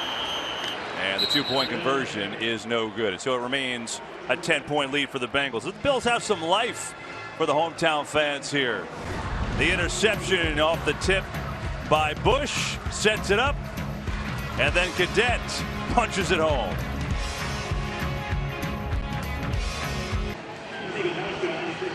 Nathan Peterman, Bills, showing some offense in the second half, as Charles pointed out, behind the first team offensive line. They had such a rough first half. They stayed out there against the Bengals' second team defense, but they have performed much better. Of course, they got the turnover. Raphael Bush off a tip ball, interception. So we got a game, 23-13 here with 1:38 to go in the third quarter. And on the 2-point conversion play when Nathan Peterman handed it off inside. Yeah. You know, if that's a quarterback zone read, if he pulls that and takes it to the corner, he's got more than a good chance of getting in on that. I think he just made the wrong read, handing it off inside. I have to say, Charles, preseason week 3, I know some of them have left. The crowd here has been really great today. I mean, the stadium was almost full. Here is the run back. Whitfield and is taken down. Here come multiple flags, and the ball is loose. But I have a feeling this one is going to be staying with Cincinnati with the penalty. Franks ended up recovering the fumble for Cincinnati anyway. So we'll unfold all of this. Kermit Whitfield. And you see right there, Levi Wallace yanking at the football. Were his knees down before the ball came out? I think that they were. During the return of the kick, holding receiving team number 98. 10-yard penalty and first down. So it'll remain Bengals ball. They recovered after the penalty. They move it back. College football is back. We know that. Saturday on Fox, full day of action. As Lane Kiffin's Florida Atlantic facing 7th-ranked Oklahoma. That's a big-time game right there because it's champion versus champion. What I mean by that is Florida Atlantic won Conference USA last year and are the overwhelming favorite to win it again. And Oklahoma has UCLA and Chip Kelly's Bruins coming down the next week. So gimme. Will they look past FAU? Can't wait. College football is back. First down. We're going to hand it off to Brian Hill. We're going to hand it off to Pam Oliver, who's down with the Bills' monstrous defensive lineman and leader, Kyle Williams. Yes, I am. Kyle Williams, they call you the heart and soul of this Buffalo team, and 13 seasons you've seen a lot. Tell me if this team is truly turning a corner, or is it all kind of smoke and mirrors? I think we're doing good. I think we've got some good pieces in place, specifically the GM and the head coach. You know, their vision, their clarity for what they want, bringing in the type of guys they want, and really the kind of guys that we have on our team, on our roster, the way that they work. You know, no matter, things are going to ebb and flow, they're going to go up and down, but they're up for the challenge every day, and it's enjoyable to work with guys like that. You also said you're really effusive in your praise of Sean. What does he do right? I think more than anything, Sean is very clear and consistent with what he wants from you. He's honest and direct. So that's really all you can ask for as a player and as a man. And as a guy who's been around a lot and been around a lot of different people, I can appreciate that. Also, you were telling us a little bit just about your decision to come back. You had an opportunity to go other places for more money, and you decided to stay in Buffalo for less because it's special. There's something about this place, and you have people that come and they didn't want to come, and then when it's time to leave, they don't want to leave. Luckily, I haven't had to face that. You know, I've been here 13 years. It's a place that my family and I can call home, that has a piece of our heart, and I consider it a true blessing to have been here that long. It was a wow moment, I think, in our meetings when you talked about your favorite play as a football player. You can pinpoint it. Obviously, it was that locker room last year. Yeah, it was such a great experience, and I think you can ask anyone that was in that locker room, you know, guys that have won world championships, guys that have won national championships, done a lot of different things. When asked, they were like, that's my favorite moment for my football career. It was such a unique moment that I obviously got to share with my sons, and obviously all the guys in the locker room. It was great. It was such a fun time. It was wonderful. Thanks so much, Scott. Thank you. Anytime. All right, back to you guys. Pam, thanks. It's great. Third down for Cincinnati. Barkley. Oh, it's dropped. You couldn't place it any better to Sethan Carter, who would have gotten maybe 20 more yards after that, if not more. All it is an incomplete pass for Cincinnati. Vision might have been obscured just a little bit with the hand going up there. Tanner Vallejo, the linebacker out of Boise State. Did that throw off the concentration? Still should have been a catch by Ethan Carter as he's trying to make this team this year. Tie up that interview with Pam. Kyle Williams is a gem. I mean, 5 Pro Bowls. He's a great player. He's a great leader. And Charles, outside of quarterbacks, how many guys stay on that position 13 years? That's incredibly difficult. That's very difficult. And one of the things he told us in the meeting, as we see this punt get away. McLeod. Flags flying. And McLeod across the 40, which will take us to the end of the third quarter, but we have to see what the penalties are. He talks about his love for Buffalo. He said, with this team, I want to set the tone for what we do daily, every day when he comes to the facility. Yeah, 13 years, same team in that position. And he had one great line, too. He's got 5 kids. They hit each other. Yeah, so that's Bengal on Bengal crime right there. So you can pick up that flag if indeed they threw that one. I think they get a block in the back elsewhere. Illegal block in the back. Receiving team number 40, 10-yard penalty and first down. There it is. Legal block in the back. That's Tanner Vallejo, who affected the pass before and comes back with a penalty on punt return. So that'll take us to the end of the third quarter to finish. Kyle Williams said, worst thing you do at my house? Say you're a Patriots fan. How do you not love Kyle Williams? End of 3. Cincinnati 23, Buffalo 13. Bengals dominated the first half with their starters in. Got a ton of pressure on Josh Allen who got the start today. That was a story of that first half. 5 sacks on Allen. And then in the second half, Nathan Peterman has given this Bills offense a little bit of a boost. Bengals, for the most part, with second-teamers on D out there, but they've looked much better. And Peterman remains in. We've got ourselves a 10-point game back here in Orchard Park. Coming near side again quickly. It's Corey Coleman, and that's not going to go anywhere. And expect Peterman to carry the rest of the game. A.J. McCarron still sore from the injury, even though it wasn't a broken collarbone. I think Sean McDermott told us he'll be treated like an emergency quarterback. He can play if he has to, but they don't want to put him out there. So now if you're Sean McDermott, when do you make the announcement? When do you make the decision, right? Because next week's game is meaningless in the preseason. Yeah, I would, listen, I would make it as soon as possible after this one to give my team a chance to adjust and know that that's going to be my starting quarterback and give him 2 weeks of work going in. Second down, Peterman. And incomplete. So it'll be a third down and 14. Third down and 14. So there's A.J. McCarron on your left, Josh Allen on your right. And again, I go back to Sean McDermott, when we were asking about this whole quarterback thing, and Pam told him to look into her eyes and tell her the truth. And he talked about McCarron, said this: he just about won a playoff game versus Pittsburgh. There's a lot of comfort in that for me. And I'll add, Charles, one more thing after the play. 3rd and 14, over the middle, on target, and a beauty of a throw. An absolute dart to Brandon Riley, who hauls it in at the 49. He's going to pick up 23. The first 4 games for Buffalo, incredibly difficult. And I think that leans towards McCarron, too. 5 of the first 7 on the road. That was really nice job by Peterman. Looking to the left and then coming back to his right. Look to his left to move the defensive backs in that direction and open up space for Brandon Riley, and then he throws a dart. We're going to keep on going for this Bills offense. Keith Ford has it for a 9-yard gain. Listen, all 3 quarterbacks are in play, Kevin. If Sean McDermott says I want to go with experience, to me that you can only say A.J. McCarron has the experience because he's played in a playoff game.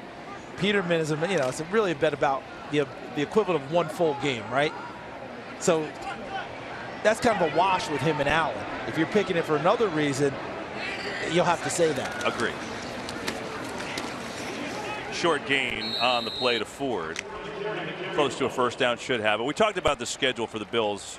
It is not easy. I mean, they were not kind to the Bills after getting back to the playoffs for the first time in 17 years. I mean, you're away to start at Baltimore. The Chargers, one of the best pass rushes in the league. Minnesota was the best D in the league last year. Oh, and then you're at Green Bay and Aaron Rodgers. I mean, that's tough. And you get Tennessee at home, who was a playoff team last year. Houston gets all their guys back who were hurt last year, including J.J. Watt and Deshaun Watson. Very difficult schedule. Tipped at the line, incomplete. As Josh Chupo Man that got the hand on it, playing in his first game of the preseason, had been out with a knee injury. You know, Baltimore is so desperate. They've missed the playoffs 4 out of the last 5 years. Desperate to get back. This is a big move for them. But, you know, going back to who's going to play quarterback, you can't remove Josh Allen from this today because I still think he's got the poise to handle a difficult situation. He showed that. So that's not why you're removing him. You know, so I'm just glad I'm not Sean McDermott having to make this decision. Ooh, dangerous looking pass. Tony McRae got a good jump on it, just couldn't haul it in. You know, you heard Kyle Williams, Charles, just overall assessing the Bills as we look at this nearly interception. You know, he talked about McDermott, and he said the GM. That's Brandon Beane, who was with Carolina for years in their front office, and he and McDermott both came in here, and now Beane running a team for the first time. Think about this if you're the Bills. Yes, last year was euphoria back in the playoffs, so good things. No matter what happens this year, this team right now, they have a lot of dead money on their salary cap. Yes. It all comes off after this year. And the next couple years going forward, they're going to have a young quarterback, a young middle linebacker, a good head coach. Number 75, a 5-yard penalty. And maybe the most cap room in the NFL after that. That's a pretty good formula. A tremendous fan base. You heard Kyle Williams talk about Buffalo's a place, if you don't know it, you always think, God, I don't want to go there. But once you're there, you don't want to leave. So you got that to sell. I mean, what we saw today with Andy Dalton, you can sell that for your fan base, and this is the support that you would get as a Buffalo Bill. So all those things you're talking about are right on target, but this year is going to be a tougher one. Peterman going to run, and there is a flag behind the play. So obviously it's a first down if it counts, but let's see. Thrown by the referee is typically a hold. Holding, offense, number 65, 10-yard penalty, 3rd down.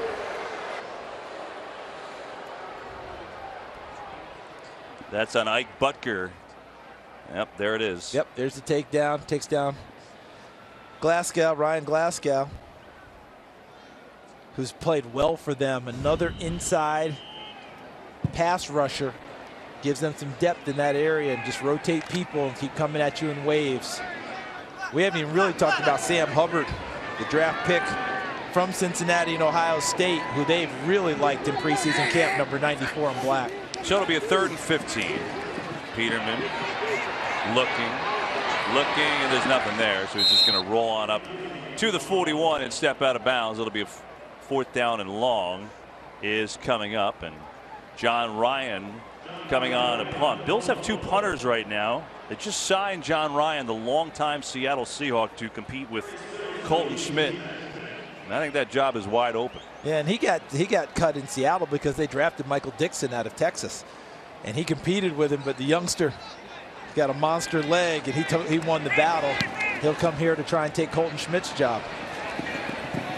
Bounces at the 1, but bounces into the end zone for a touchback, and Ryan not pleased about that. So who will it be for the Bills? Will it be Allen at the helm, or Peterman, or McCarron? Someone's got to make a tough choice.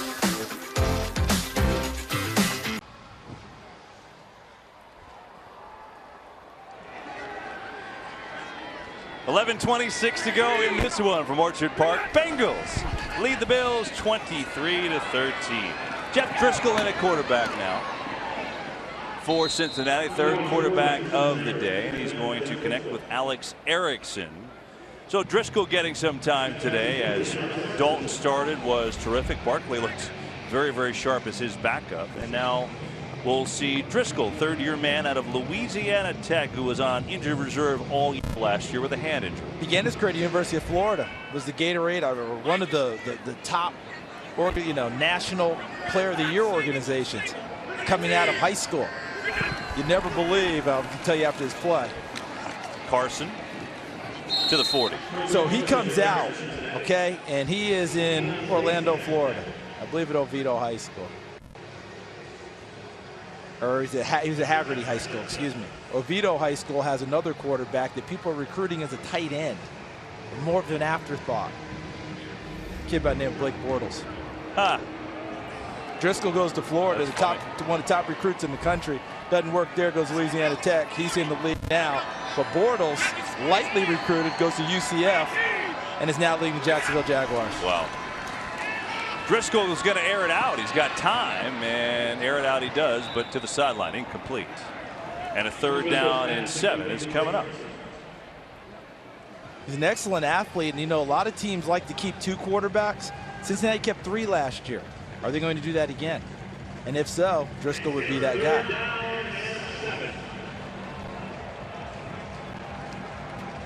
You see that shot right there?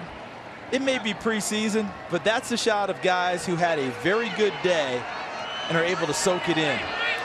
That's what the great baseball pitcher Johnny CIN used to call the cool of the evening feeling. And a job well done, and you just kick back and enjoy it. Dalton Driscoll on a 3rd down. See, we showed Dalton, and now it's the preseason, and I'm confused. That's what happens, Joe. Preseason for announcers, too, you know. Mason Schreck over the middle. Mason Schreck, the tight end, gets a catch coming back home. Yep. Went to the University of Buffalo. And able to show the hometown fans he's still got it, even though he's wearing the uniform of the Bengals.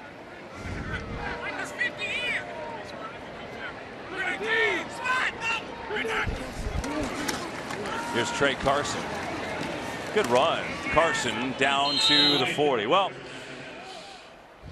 as the week 1 of the NFL season nears, some storylines around the AFC. Andrew Luck back. Boy, is it good to see him back from all the shoulder issues he had for the Colts. John Gruden on the sidelines again, coaching the Raiders. And then the Jags. Oh, look, they were great last year. What will they be this year? A lot of new QBs. Mahomes with that rocket arm. Allen maybe here. Darnold looks like he's starting in New York. And then Keenum, who had a great year in Minnesota, is in Denver. And a big pull here from Brian Hill, who's got a 1st down for Cincinnati. Let me start with Jacksonville. Marquise Lee hurt yesterday. I didn't see a report today, but it did not look like a good injury. It's a big issue for them. He was a terrific wideout for that team last year. And overarching it is this a team built to handle expectations? We've seen a little fraying at the edges in preseason. Ngakoue and Dante Fowler's fight. Jalen Ramsey being suspended for his confrontation with a reporter, taking offense to them reporting it.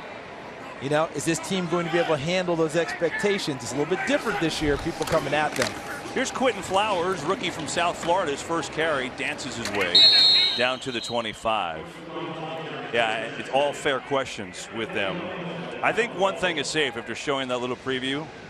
I just would like to know what the number is on how many plays of over 60 yards it's going to be from Patrick Mahomes and Tyreek Hill. We've seen it already happen in preseason. I mean, look, here's the thing. It is hard to overthrow Tyreek Hill, and it's very easy to underthrow him. But Patrick Mahomes, he'll be up to the challenge to go ahead and air it out and see if he can run under it. Sure will.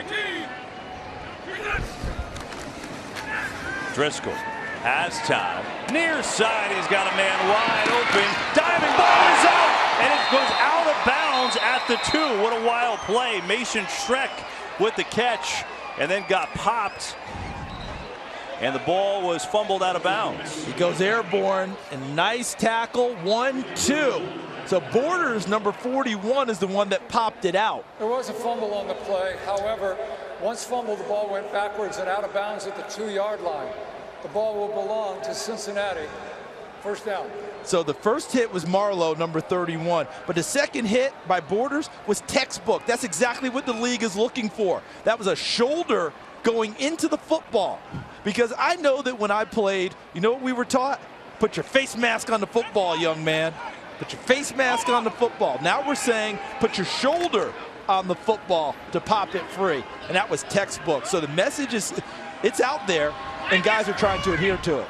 Breon Borders made the hit. However, it's a 1st and goal for Cincinnati. When it's all said and done, they'll get it to Flowers.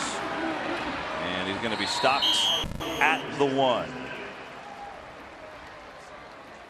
2nd and goal for Cincinnati.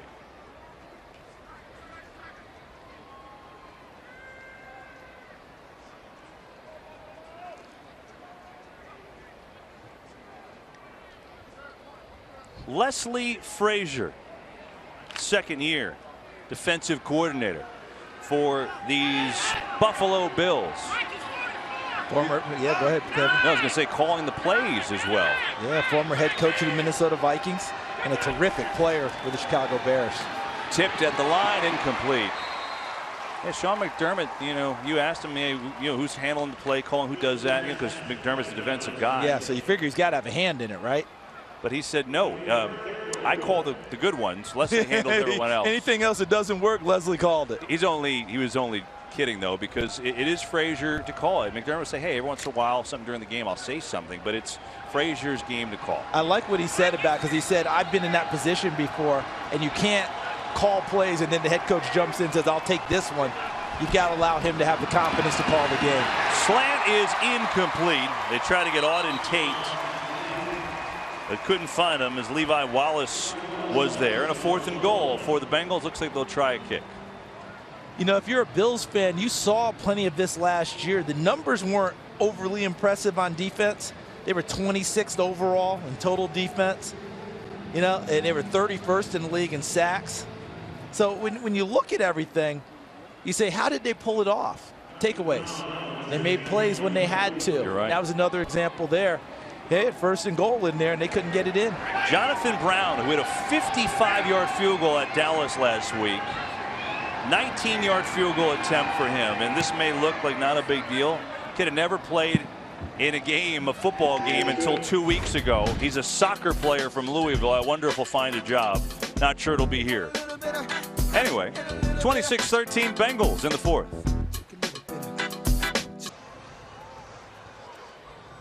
Well, there's always time for autographs, right? I mean, even in the 4th quarter of a game, it is the preseason, and the players are playing, so the mascots are around. No doubt.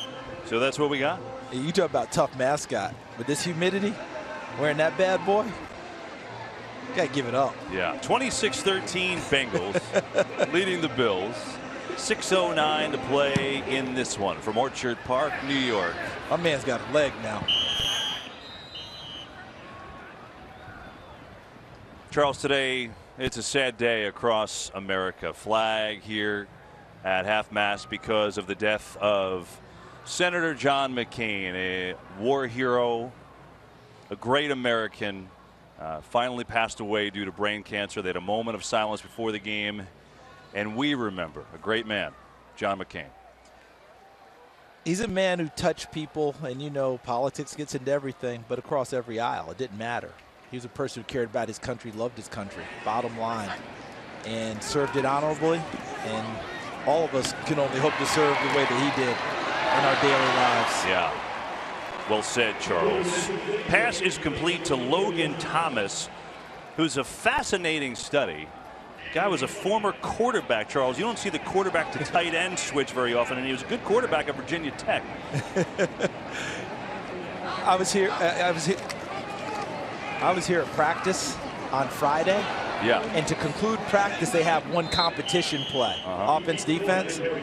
Logan Thomas played quarterback on that competition play and threw a touchdown pass to finish off the day. So he still got it. I love it. Let's go down to Pam Oliver. Pam, what do you got?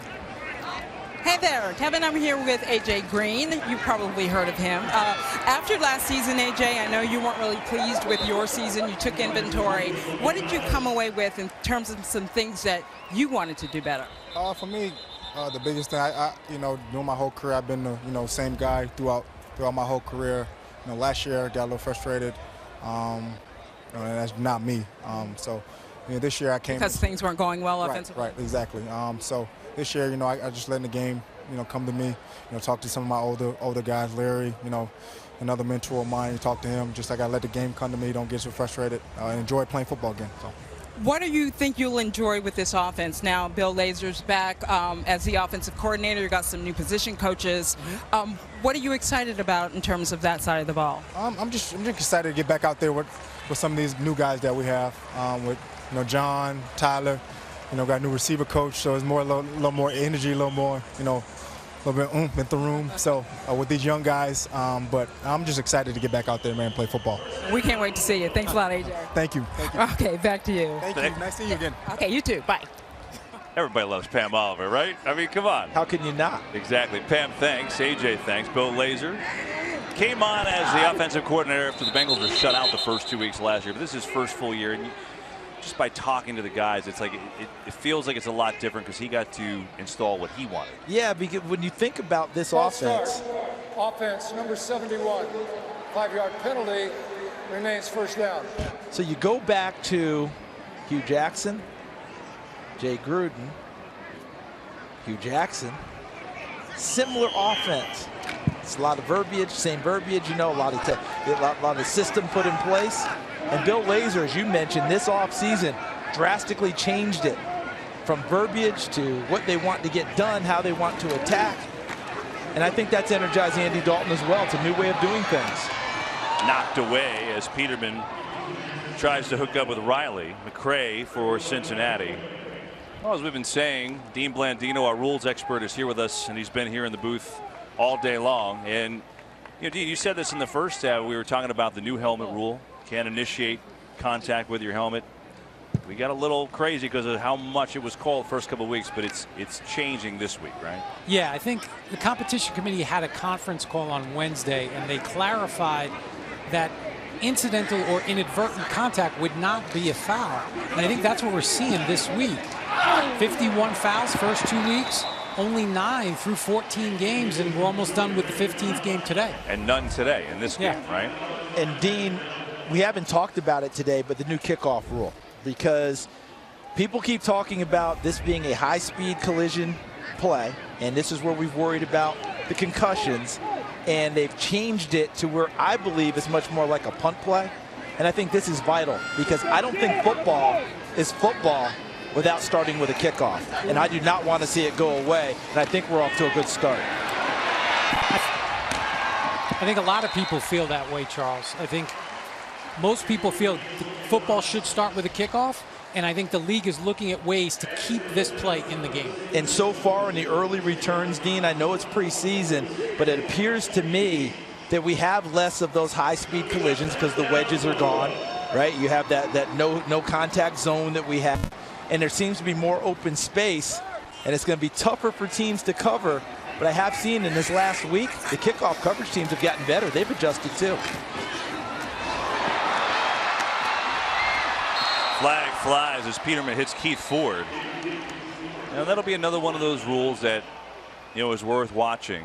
Talked about that sub zone, right? And you know, there's no double teams. You can't. So there's a lot of things to look. They're trying to get head injuries out of the game, right? And that's what we want. Dean, that's what we're trying to do. That's correct? it. The bottom line is the kickoff has had a higher rate of head injuries than other plays. So what can we do to make this a safer play? They got special teams coaches together, former players, former executives, officials to talk about how can we change the play, keep it in the game, keep the foundation the same, and make it safer. Offense number 60, illegal peelback block. 15-yard penalty, repeat, first down. So Dean, when they say illegal peelback block, if you're approaching the end zone, right, and you come back towards the line of scrimmage to block someone, that's usually where you've got an illegal contact, correct? As a blocker, you can't go back toward your own goal line. So watch right here. Watch him. Now, if he peels back toward his own goal line and goes below the waist, now that's a close one because it looked like it might have been on the hip. Yes. I think for a foul, you really want that to be below the waist. Okay. So that's one, again, preseason, maybe the flag is thrown to alert people that could be an issue later. But in the regular season, that might not be a foul. Absolutely. What the league will do is take that play, show it to the game officials, and say that contact is above the waist. That's not something we want called going forward. Great. Meanwhile, Dean, before we let you go, we've kind of buried the lead here. Our hotel has a robot in it. Yes. Okay? You had to bring up the robot. No, I had to, because you don't often stay in a hotel with a robot in it. And I had no idea. Well, you're behind the times, Charles. Thank you. So you call down to the front desk if you say you need a razor or shaving cream, whatever it may be, and the robot brings it up to you. And we get a flag flying here as a catch by Keith Tobridge. And Dean, I'm curious, what happened today when you called down for an item from the front desk? So I had been hearing about the robot. Everybody's talking about the robot. So I called down for some toothpaste, and some dude shows up at my door. And nothing against him, nice guy, but I wanted to see the robot. And So he gave me his toothpaste, the toothpaste. So I called back and I asked for some shaving cream, and this time no one showed up. I didn't even get any response. Cream? I got no response, and Kevin has had 2 trips from the robot. So apparently it's going to Kevin's room, not coming to mine. I got to be honest, I dropped my toothbrush this morning on the floor, and I wasn't mad about it because I figured the robot would bring me one, and sure enough, it did. I felt great about my day after that. Yeah, well, when we get back to the hotel, I'm calling a robot. Okay. This is a true story, by the way. There is a legitimate robot at the hotel. Can you tell we are in preseason? We are talking about a robot. All right. When regular season begins, we won't talk about it. But I will tell you this: Adam Redmond, okay, who's playing in this game, who got that foul about the hip. You know what his nickname is? Adam Bot. Oh gosh. Because of the way he goes. So there you go. Full circle, folks. Dean, thanks. Great having you in the booth. Talk about the new rules in the league this year. Here's Peterman. First down. Coming near side. It's Phillips. Cam Phillips, who makes the grab.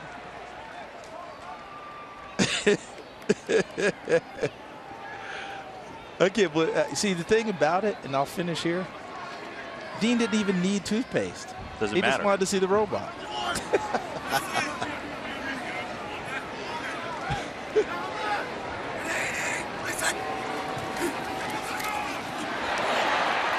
Forward, and he's down to the 11. So the Bills continue to motor with 3:55 to go and they're going in to the ball game. They're going to go faster here. Nathan Peterman operating almost like a point guard in basketball in a fast break offense. Get the ball out of his hands, dish it to the right people. Heath forward again. Big hole right side, down inside the 5. The Bills down 13. Peterman's got the tempo going. Trying to get this team in the end zone again.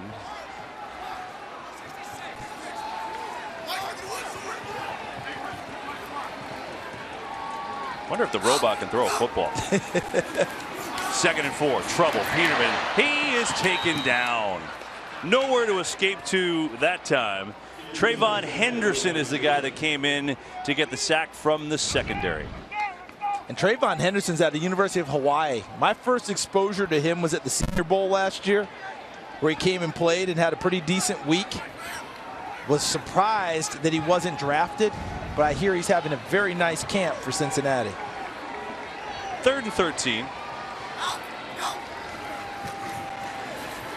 Over the middle, complete. It's Thomas, but he's going to be shy of a first down. Needed to get down to the 2. He's at about the 7.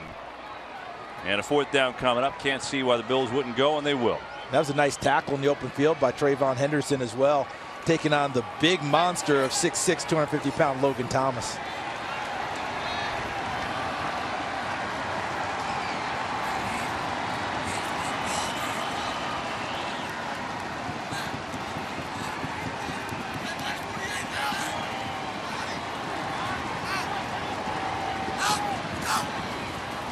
Fourth down. Peterman lofted. End zone incomplete. He was trying to get to Ray McLeod, but couldn't do it as Tony McRae on the coverage, and we've hit the 2-minute warning. Bengals lead their ball. Back in a moment.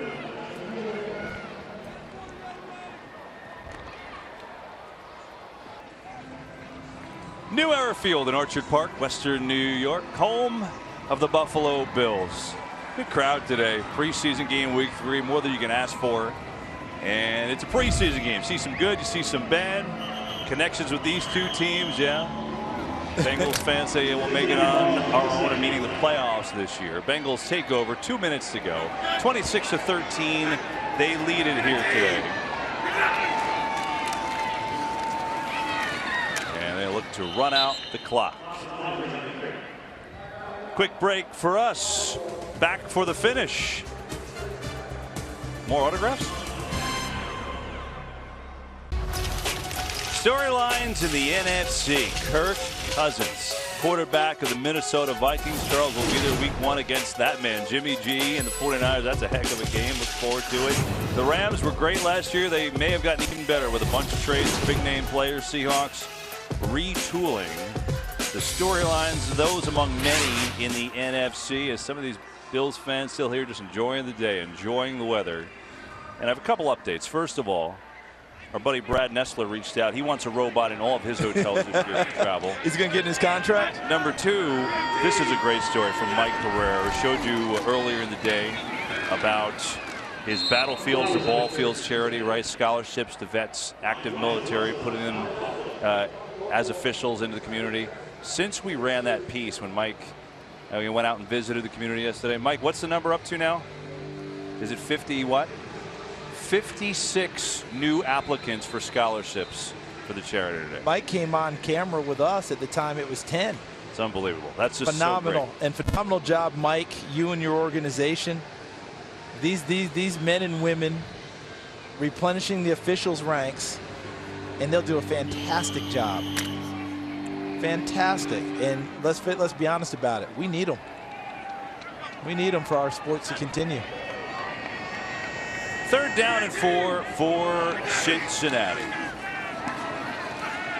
Driscoll looking to throw. He's got a man wide open, and it's complete to Mason Schreck. And a late penalty, a late couple of flags.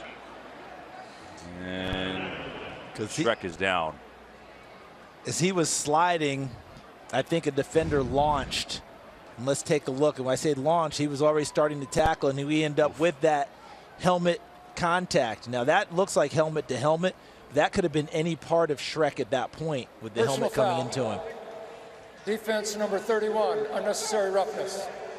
15-yard penalty will be added to the end of the play at a 1st down. But Dean, am I wrong though, saying that Marlowe was trying to do the right thing? That looked like he was trying to put a shoulder into him, and he ends up in the head area. Yeah, so this is the runner that slides, gives himself up. So when he's on the ground like that, he's going to get defenseless player protection. You can't hit him in the head neck area with any part of your body, right. Helmet, shoulder, forearm. Looked like he was trying to do the right thing, but he just got too much of that head neck area. Yeah. This is it's a vicious It's a tough hit because of the way his head and neck reacted there. And we were just talking earlier how it's been a clean game. The hitting had some situations where the hits have been clean. The hard part, though, Dean, well, that's good news for everyone. Really good news. It is. It's great to see him. The hard part is when they give themselves up and whether a player's already started to launch in his tackle attempt. That is the hard part. We've always, in the tapes, when I was at the league office, we told the runners, especially the quarterbacks, to slide early. Yeah. Because if the defender's already committed, you can still be hit. Not in the head neck area, right. But you can still be hit. And so that one might have been okay if it hadn't been head neck area. Correct. Well, that was a good sight to see Mason Schreck get up and walk and seem to shake that off. We've got 1:40 left in this game. Bengals with a 1st down, and Flowers just trying to stay in bounds and run the clock. Andy Dalton, heck of a day. His charity giving back to a local hospital here in Buffalo, their pediatric cancer unit. After all, the Bills community supported him and his foundation. Then he went out in the field and was great. 11 of 16, 180 yards and 2 touchdowns. Andy's wife, Jordan, part of the presentation earlier today. He got a standing ovation. Just a really touching all-around story from everyone involved. Just great stuff. What if this had been a regular season game and he came in here and put out this kind of performance after that? Well, I don't think he's getting any more standing ovations. And the ovation? If this had been a regular season game, it might have turned a lot quicker, huh? If this were week 10 of the regular season, I'm not sure he's getting that either. But it worked out in a cool way today for Dalton. And for the fans of Buffalo. And obviously for the charities. Bengals start their schedule at Andrew Luck and the Colts, and then Baltimore, at Carolina, at Atlanta. Look at that, though. 3 of the first 4 on the road. You know what's interesting, though? Marvin Lewis had a great line talking to us the other day. He said, you know what? We just want to stay under the radar. And we're not helping him. Because he's got a spring in his step, and he's got a little gleam in his eye like he knows a little something about this team that maybe the rest of us didn't. It's, you know, Charles, you know it's hard to read anything out of these preseason games sometimes. But if I could take one thing out of today, Bengals have a chance to have a special pass rush on that team. Oh, there's no doubt. Whoever they play will have a real tough time getting ready because they have speed off the edge. But that's interior push with a Billings, right? With a Geno Atkins. Jordan Willis kicking inside. Michael Johnson kicking inside. It's going to be tough to combat those guys.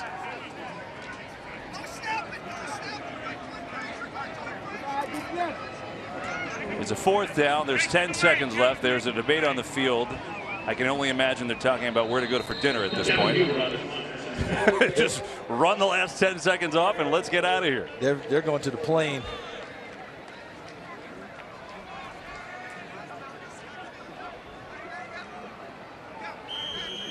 Sean McDermott is not going to love what he saw from his first team today, and he's got a tough decision to make.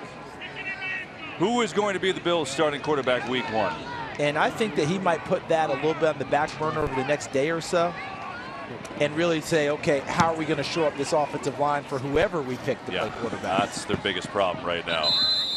So out of bounds with 3 seconds left. We'll have one more play before we could say goodnight in Orchard Park. And we'd like to thank all of you for watching today. Our director, Artie Kevin, our producer, Pete Macheska, our entire NFL on Fox crew. Can't wait to be back with you week 1, Charles, as we said. Yes. We'll see you in the Twin Cities. Minnesota and San Francisco. That's going to be juicy. Listen, obviously the hype is real in Minnesota because of where they finished last year and then pick up Kirk Cousins. But the way San Francisco finished 5-0 with Jimmy Garoppolo as a quarterback, that has given renewed hope in the Bay Area. And it's increased expectations in a big way in that division for them. It's going to be fun to watch that one. Sure has. That will do it. As a couple more autographs for Andy Dalton on his way out. What a day for he and his foundation and his Bengals, who win it 26-13 today in Western New York. More to come from Orchard Park. We'll come back and finish up a Bengals win over the Bills back after this.